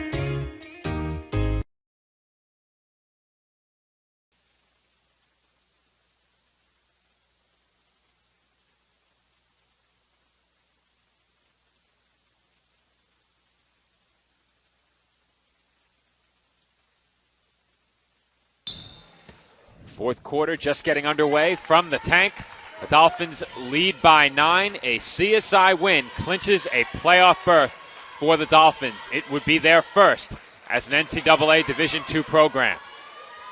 And in their first year eligible, no less. So good job by them if they could pull it off. Masinge's jumper off the mark, and it will be Red Hawks basketball now. Have to pull up the conference standings. The Dolphins entered the day 5th in the standings. And we'll take a look at the women's basketball standings right now. There are a lot of games going on today in the conference as the ECC season wraps up. So a lot could change. But we'll get you the standings on the women's side right now as we have a traveling violation. Damon and Stack have clinched a first-round bye. Mercy is the 2 seed. UDC is the 3 seed, or I should say, Mercy is the 3 seed. UDC is the 4 seed.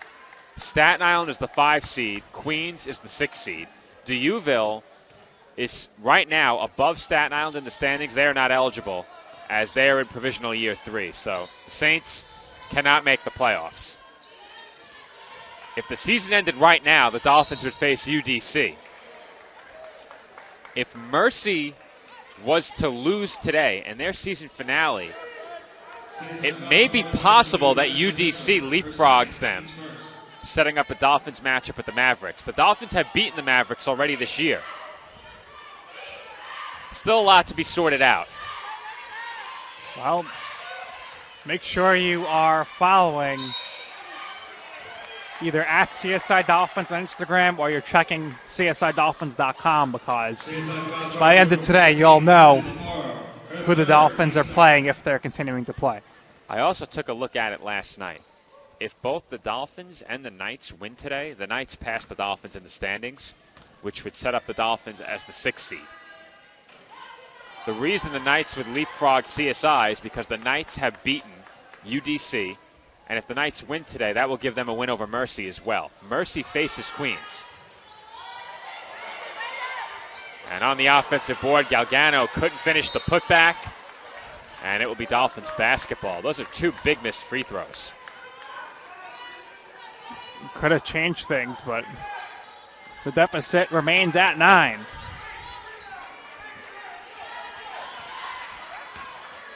Malloy's season is over. They lost in their season finale. They are now 4-12 in conference play. So the Dolphins and the Knights are in. The only question is who will be the 5 and who will be the 6. So I was actually unaware that Malloy had already played, unless their game ended already. It did. Wow. They finished quickly. So unless they had a 12:30 tip, I don't know. They may have tipped Hour at and noon. a half, yeah. They may have tipped at noon. That's a good possibility, though. This game is running long. In most cases, our 1 p.m. games are done by about 2:30. We're not even close. So, Well, we had a lot of pause in time due to the technical foul and the referees huddling up. So that was at least 7 minutes. a bit of the suspense here is gone. The Dolphins are in the playoffs. The question is, are they in as a 5 seed or a 6 seed?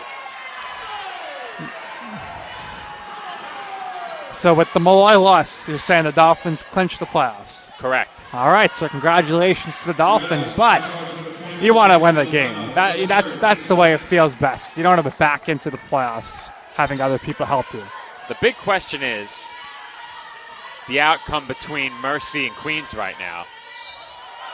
As LaFaro gets the bank shot to go and one, and the Dolphins' lead is back to double digits. Lizzie needed that. She had that lucky roll before on the three-pointer. Hasn't scored since. Muscles up there and takes it to the basket. Lays it in and takes the foul. And you see a nice replay here as the ball is moved around. LaFaro to the basket and lays it in. However, she misses the free throw here. At the next stoppage, we'll get you a scoring update from the game between Mercy and Queens as the Dolphins grab that rebound. Once again, it's Masinge. Have a feeling we might hear from her post-game as Alarcon can't get that shot to go. Masinge has another rebound, and that gives her the career high. There we go. Congrats to Noemi Masinge on a career high in rebounds. LaFaro drives baseline, finds Alarcon, and the ball goes through her hands. Still fighting, and she forces the jump ball. I don't know how Alarcon ended up getting her hand in there to force the jump ball, but she did. However, the possession arrow favors the Redhawks. Great effort by Alarcon and Nick. The Knights take on the Mavericks at 3:30. So the Dolphins will find out who they are playing in the playoffs later today. All right, so maybe we might have an update for you at the end of the men's game. I think we will. As to where the Dolphins are going to be playing. That's DeCintio burying another triple, this time from the top of the arc. And DeCintio has single-handedly kept the Redhawks in this game. Only an 8-point game now, Joe. 7:25 remaining. DeCintio now has 14. LaFaro spins and draws a foul.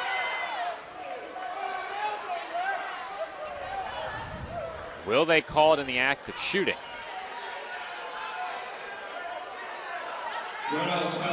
And they will.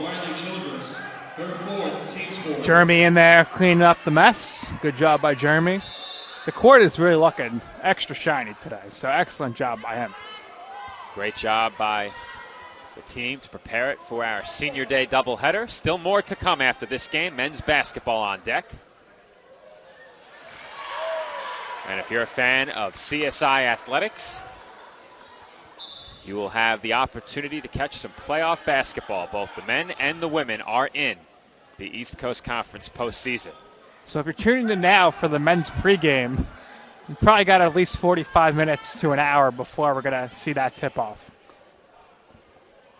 I would guess that with where we are right now, the men probably tip off around 3:45, an hour and 10 minutes. We have 25 minutes between games, followed by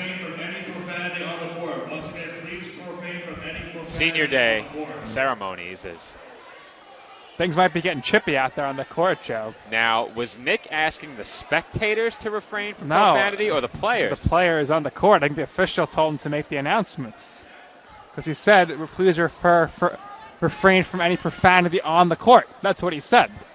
Do we have any lip readers on the crew? Nino did. We need to give Nino a headset. What did Nino say? What was the insight from Nino? If Nino says what was said on the court, we can fire him and we're good. Nino, a one-time PA himself. One and only time. One and only time. We won't go down that road again. No nonsense, Nino. Legendary story from when Nino was on public addresses. They may want to take a look, which means we may have to cue up the broadcast in the background. We'll see. We'll get it ready for them just in So case. is this having to do with the profanity on the court, Joe? That they're sending the players to the benches? I don't know, but I think the officials might be headed over. So I'm not sure about it. I heard this legendary Nino broadcast call. Not a legendary Nino broadcast call. It's a legendary Nino moment from public PA. address. The officials may head over. We'll see. But let's see if we can spot something on our live stream. Now, the legendary Nino moment was when Nick Bavona was also assisting our statistician, Louis Matrone. He was telling Louis the correct substitution, which at the time was 13 for 3. Nino, holding the microphone, thinking that Nick was speaking to him, announced over public address, 13 for 3. Well, I don't know if I could fault Nino on that. I think if he was not looking up at them and he was potentially looking down at the music or whatever, could be. Well, what followed was an exclamation by Nick Bavona that is, of "No Nino, no," as he lunged across the public address table. That "No Nino, no" quote has become somewhat of a meme. Never heard that one before. First time you've heard it, first time Nino's hearing it. One of many things that we want to put on a T-shirt before the end of the season. Somebody's got to do something, Joe. That's right. Childress had that pass tipped on the kickout, and with 17 on the shot clock, the Red Hawks will inbound. It's a 10-point game here with 7:02 left. So we couldn't find anything going back to the live stream. Looks like the officials just wanted to talk things over with the teams at the benches. Haverlock for Dow. DeCintio with 6 to shoot. Defended by Phelan. Step back three is good. Danielle DeCintio from downtown yet again. Downtown DeCintio strikes again. She now has 17 and is 5 of 9 from beyond the arc. Only a 7-point game. Dolphins need a basket here. DeCintio has really put the Red Hawks on her back. Lambert, mid-range pull-up. Too strong. And that rebound is snatched by Haverlock.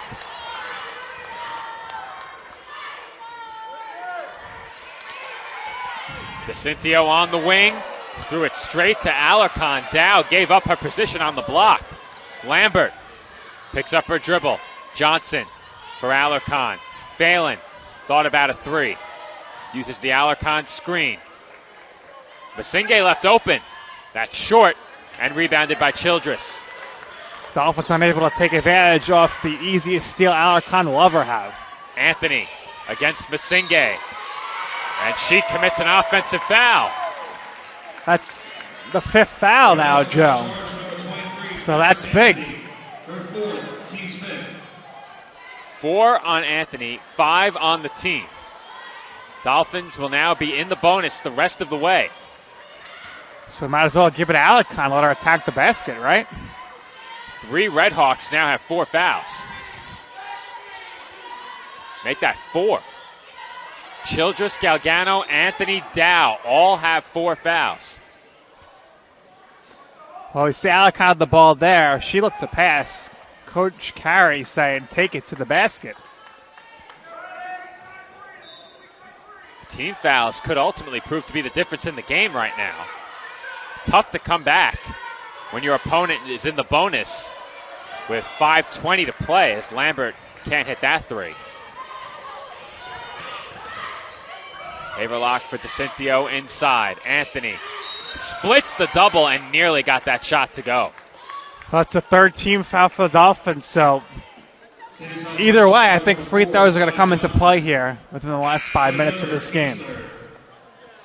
Chance for the Dolphins, or I should say for the Red Hawks, to make this a 5-point game, and the Dolphins finding themselves in a bit of a precarious position here. I think offensively here for the Dolphins. You need to start attacking the basket. Let the Red Hawks foul you, because you're going to go to the line right away. It's been a rough quarter offensively for the Dolphins, just 1 of 7 from the field. They've only tried 1-3. It's only a 5-point game now, Joe. It hasn't been this little of a lead since the first quarter. Just over 5 minutes to play. The CSI lead has been trimmed to 5. LaFaro and Esposito head to the scorer's table. Masinge for Johnson. Phelan back up top for Johnson. Now Alarcon. She looks to attack. She's double teamed. Alarcon underhand layup, no good. Surprised she could even get a shot off there. I'm surprised she didn't look to pass. Anthony gave it up, and that's number 5 on Anthony. Offensive foul is the call. And that's the 6th team foul. And that will send us to a media timeout. The Dolphins' lead is down to 5. We still have 4:36 to play from the tank. When we come back, the conclusion of this East Coast Conference women's basketball matchup. The Kettle Black on Staten Island, a top 5 wing joint in America by Food and Wine magazine. Serving daily lunch and dinner at the bar or on the floor. Perfect for family and group parties with top shelf drink and delicious food. From great times with good friends. Live sports and watch parties. To Staten Island's hottest nightlife. The Kettle Black features live music and DJs weekly. The Kettle Black features daily and nightly food and drink specials. The best Staten Island has to offer is at the Kettle Black. We'll see you there at the Kettle Black, located on 415 Forest Avenue, Staten Island.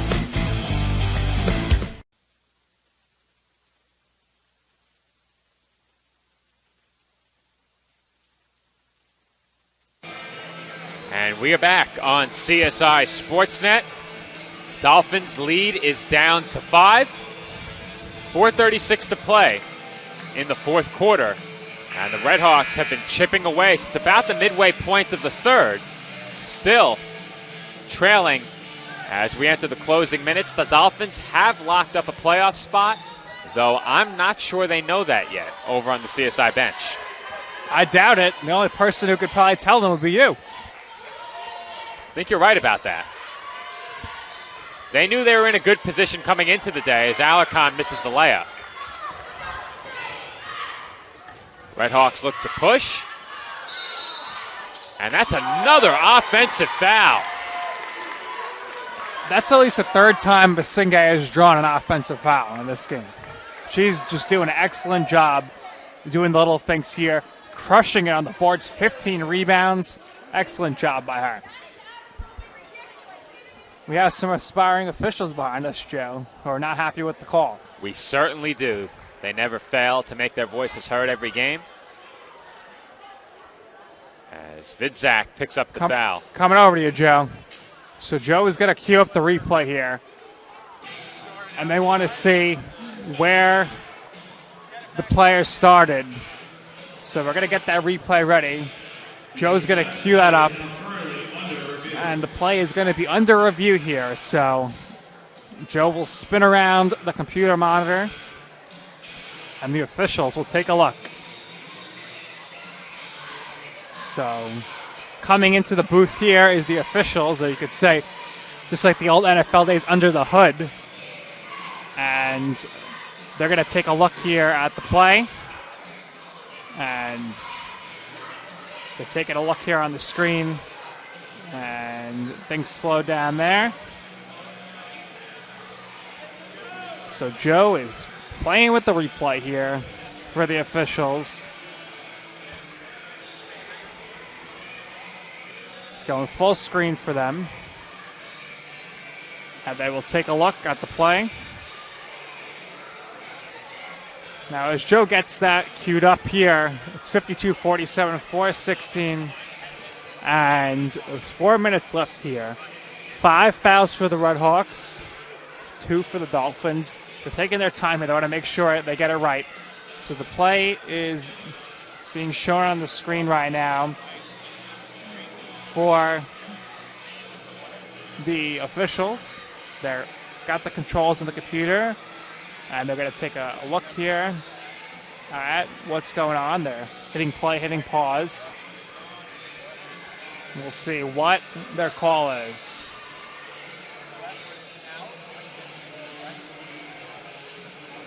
Might be overturning the call. We'll see. So they have reached their conclusion of the replay review. They've made a decision. And we'll see what the call is. I think it's going to stand, though. Masinghe was out of the cylinder. And it's going to be Dolphins ball. So, Joe, what did you hear from the officials there when they were watching the replay? They were checking to see whether or not Masinghe was in the restricted area ahead of that offensive foul call. They took it frame by frame. At one point during the replay, her left foot was in the restricted area, but before the contact was made, she got that left foot out. She established her right foot out and drew the offensive foul. So they confirmed the call, and Masinghe continues to come up huge at the defensive end of the floor. It was a challenge. Only the second time we've ever seen a challenge, Joe. So I think how it works, and I wasn't aware we had challenges last year. Of course, I'm aware now after we had one last season. And Johnson knocks down the pull-up through the contact. Kaya mid-range Johnson for 2, and she goes to the free throw line. Oh, yes, it's true. Big basket for Kaya Johnson and the Dolphins. But as I was saying, we learned that the coaches could challenge last season. We had a coaches challenge. Haven't seen it since. And that challenge right there was the first time we've had a challenge this year. Free throw no good by Johnson. But the Redhawks were charged with their final timeout after that unsuccessful challenge. Inside of 4 minutes to play, the Dolphins' lead is 7. Haverlock tied up, gets rid of it. Galgano inside, and immediately fouled was Dow. She's playing with 4 fouls. Joe, the tank right now, really filling up well. As people are here for the men's game, too, we got former men's interim head basketball coach Nick Durant here, former men's player Austin Mick in the building for the Mickey Threes, and everyone's cheering on the Dolphins right now. We should have him film a segment promoting our pregame show. I think so. DeCintio draws the foul and will head to the line for 2 shots. A McDonald's pregame interview with Austin Mick. It's like the Matrix.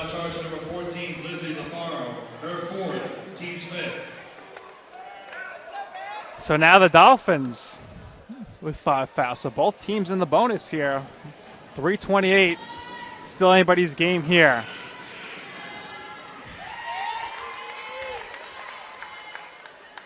CSI lead down to 6. Only a 2-possession game. So to come down to the wire.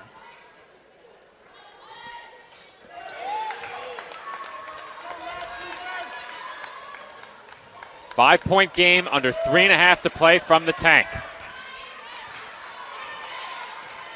Johnson for Esposito. She finds Masinghe in the corner. Move it around. Esposito for Alarcon. She immediately gives it up. Esposito for 3. No good. And Jenkins has the offensive rebound. The putback won't go. Jenkins has it again. Trying to get out of traffic, and she does. Huge rebound there by Amaya Jenkins, coming up big in the paint. Set it up, set it up. 2 big rebounds by the freshman. 7 to shoot. Masinghe. We have it 3 seconds underneath.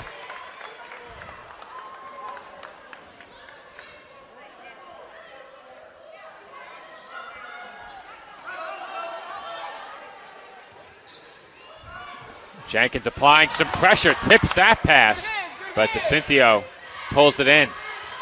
Big possession here for the Redhawks. Corner three-pointer, no good. Rebounded by Jenkins. Redhawks could have made it a one-possession game there. They're applying pressure defensively now. Galgano had a great look at it. Set it up, set it Dolphins should take most of the shot clock here to get a good look. We approach 2 minutes to play, fourth quarter. Masinge looks to drive. Scoop layup is good, and one.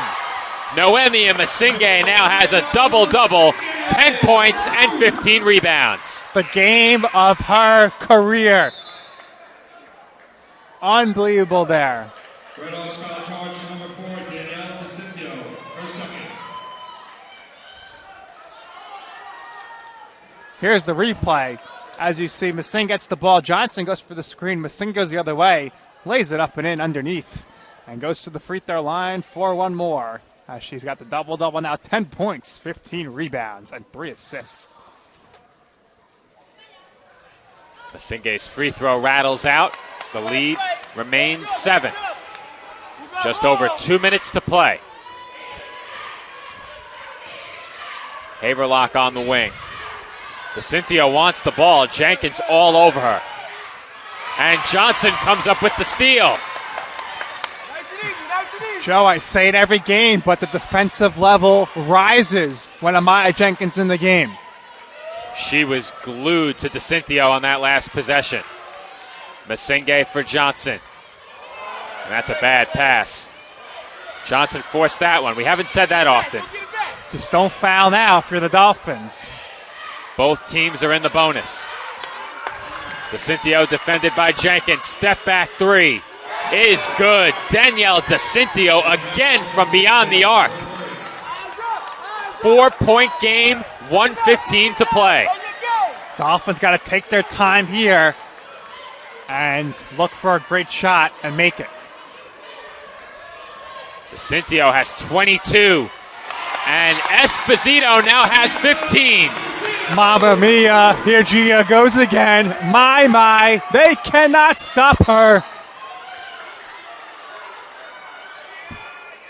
And we have a foul at the other end of the floor. Well, that's a bad foul. That's a bad foul. Really bad. That being said, regardless of what happens at the line, it remains a 2-possession game, and that's big. If the Dolphins use the clock, they could force the Redhawks into a situation where they have to foul, even if they make both here. DeCintio's free throw is good. Well, we can't understate enough how big of a two-pointer that just was by Esposito. Because if the Dolphins missed that shot early on the clock and the Redhawks come back and do what they just did, I mean, we're looking at a 2-point game. Roberts Wesleyan is out of timeouts. That should be a foul then, if they call the timeout. Well, the Dolphins called timeout, but Roberts Wesleyan is out of timeouts with 54.7 on the clock. And here you'll get another look at that last make by Esposito. And you said it, Nick, early in the shot clock, that is a big shot. Only Alarcon was under the basket, so it's likely the Redhawks come away with that rebound. And if they do, it's a much closer game with Roberts Wesleyan having possession. Ultimately, they drew the foul. Who knows how that would have changed, but we could very well have a 2-point game right now. Well, if you're the Dolphins here, Joe, I think what you do is you try to hold the ball for the first 20 seconds before making any sort of move to the basket. And if you can make the shot here, you're in great shape with what would be about 28 seconds left in the game. I think whatever the Dolphins do here, they'd like to use at least 20 seconds off the clock. Johnson was pushed. No question. So Redhawks got to go with the fouls right now. I think that's the right move. I do. Because if you hit a 3 on your next possession, you don't have to foul again. Right. If the Dolphins only make one of these and you hit a 2, you don't have to foul again. So it puts you in a good spot. Now, of course, depends how quickly you score if you're the Redhawks. As Johnson misses the free throw, so even better if you're Roberts Wesleyan and the Dolphins struggle from the line. If you're the Dolphins, And Johnson goes 0 for 2, but Masinge has another rebound. Who else but Noemi Masinge, who could potentially have closed it out with her 16th rebound of the game. What I was going to say off the miss, though, was if you're the Dolphins and you're going back defensively here, you cannot foul. You cannot do it. The Redhawks just gave the Dolphins a gift. Perhaps more appropriately, I should say Masinge stole it. But nonetheless, a huge rebound by Masinge after a pair of missed free throws. And now Noemia has a chance to make this a 6-point game with a couple of free throws.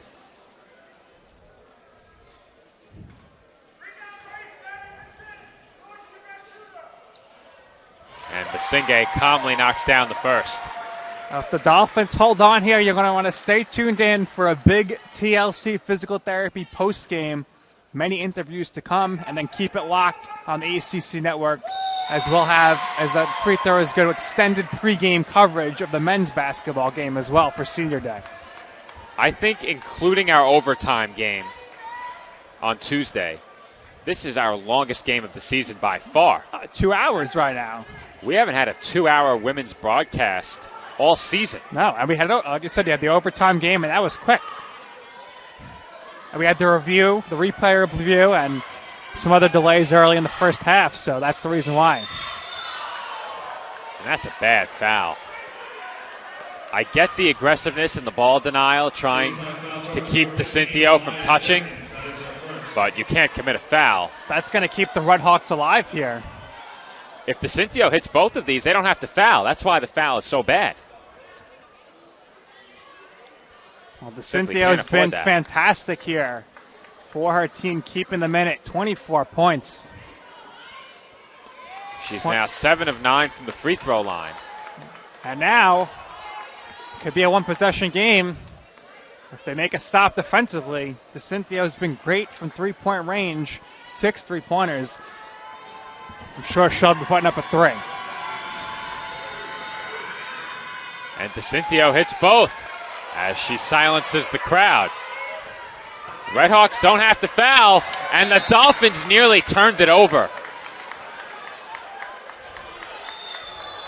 And that will prompt Nicole Sarcone to use her final timeout. I think that's a very good timeout by the Dolphins bench. This one's coming down to the wire. Now, it's highly unlikely that we don't have any points scored the rest of the way, but keep in mind, the final score, the first time these two teams met, Staten Island 59, Roberts Wesleyan 56. Consistent, to say the least. Now, in this inbound here, obviously what you're going to want to do is you're going to want to get the ball across half court.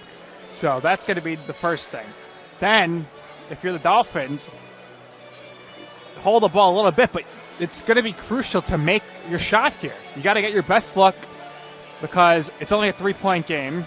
DeCintio's been lights out from 3 right now. She's going to take her 3. You don't want to foul her in a 3-point attempt to potentially tie the game. So I think what you got to do here is you got to advance the ball, number 1. And then I think what they're going to try to drop potentially is getting it to Alarcon. If she could take advantage, she's going to go to the hoop. If not, if she gets the double team, which is very likely, Lambert's checking into the game here now. So what she'll look to do is kick it out to one of those shooters to try to end the game there. And what's going to be very important, if there is a missed shot, is crashing the boards between Alarcon and Masinge. If there is a missed shot by the Dolphins, one of them has to come up with the rebound. And it's no easy task with Grace Dow at 6 foot down low for the Redhawks. For me, it's simple. Whether or not the Dolphins score here, you use the clock and then foul. Well, if you turn it over, you can't foul. But if the Dolphins use the clock here, which they should. Foul before the shot, though, yes. Of course. Well, they can't advance the ball. You can foul as soon as the ball is inbounded without risk. Now, it depends on how much time is left. But if the Dolphins use the entire clock here and there's a rebound, there would likely have been about 7 or 8 seconds left, in which case I would have fouled. But that point is moot, as Alarcon was fouled. I thought she stepped on the baseline. I thought they were going to call her for stepping out, but I think she was forced out, and that was the foul. So huge free throw here for Alarcon.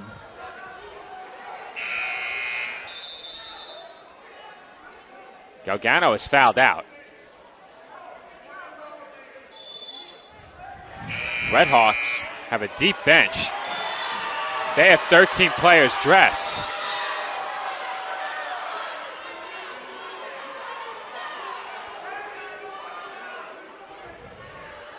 Well, I think Kevin Clifford does an excellent job here coaching in the second half to get his team to where they are right now. They did not seem to have much life late in that third quarter, and this game really turned. They outscored the Dolphins 20-16 in the third. There's a huge free throw by Alarcon. They've outscored the Dolphins 17-11 here in the fourth. So, Joe, if Alarcon makes this, and she's 4 for 4 right now, do you foul still? Absolutely not.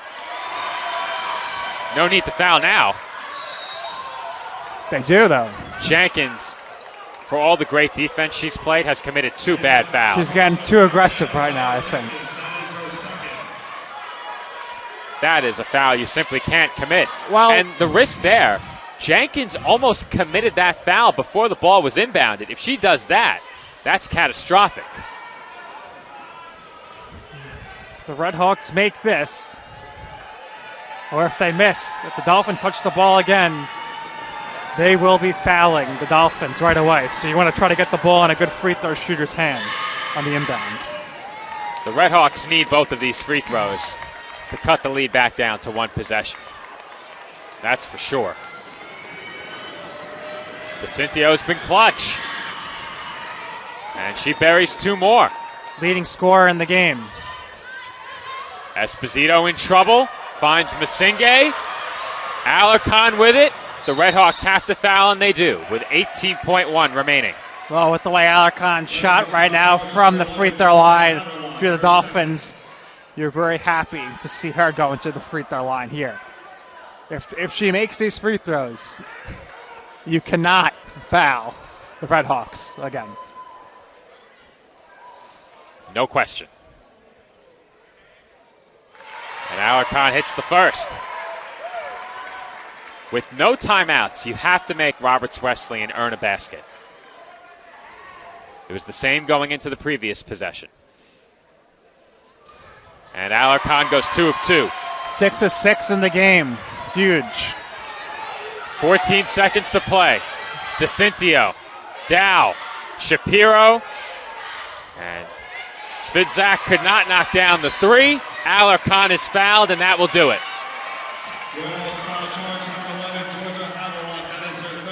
Alarcon with only her 4th rebound, but a huge one.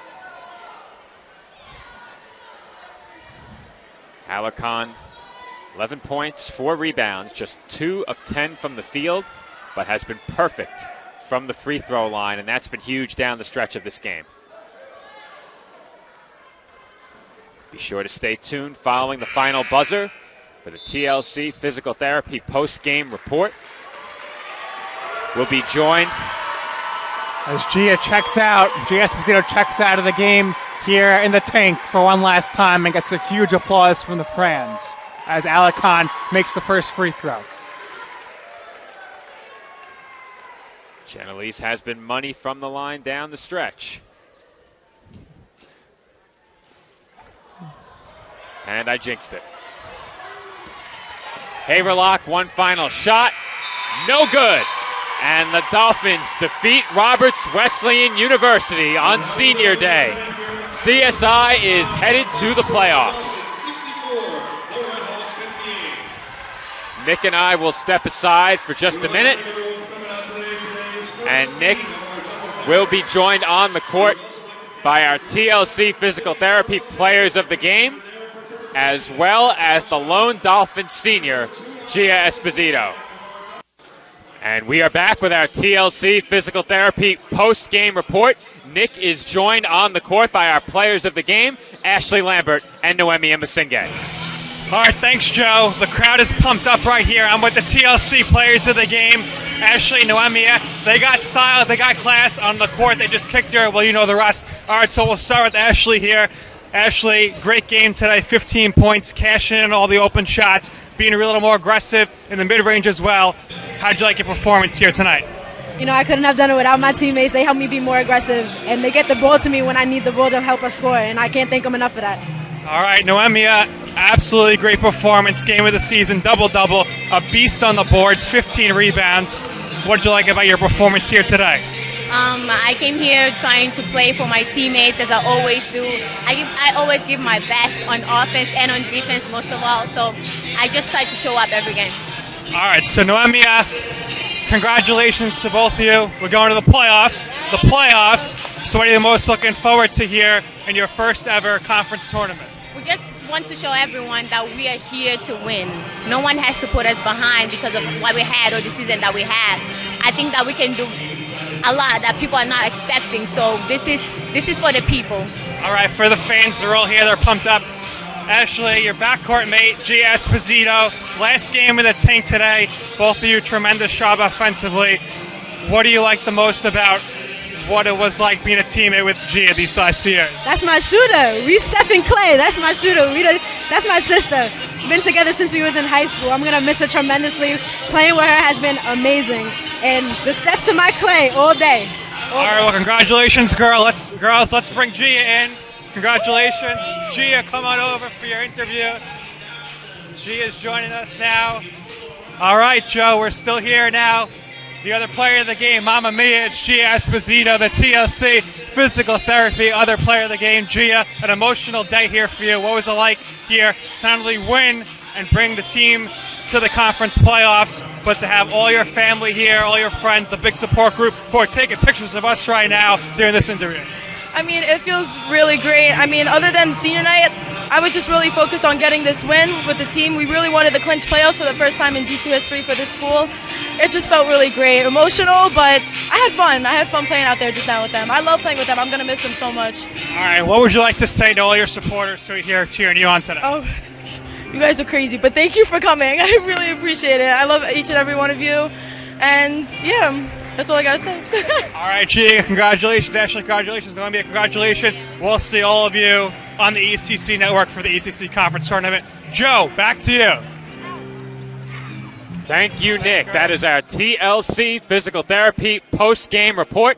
The Dolphins are playoff bound. They will find out their opponent later today. The final game on the women's side in the East Coast Conference tips off at 3:30 p.m. Queens College will take on Mercy College, and depending on who wins that game, the Dolphins could face either of those two teams, or I should say either of two teams. They could face either Mercy or another team near the top of the standings. If I'm not mistaken, that is UDC. So it's either Mercy or UDC for the Dolphins in the first round. They will find out later today. If we find out before we head off the air following the men's game, we'll be sure to let you know. But coming up next, CSI Dolphins men's basketball against Roberts Wesleyan University. Dolphins and Redhawks on a separate stream following about another 20-minute break. Nick and I will be back with the call of that game coming up here on CSI Sportsnet, a proud part of the ECC network.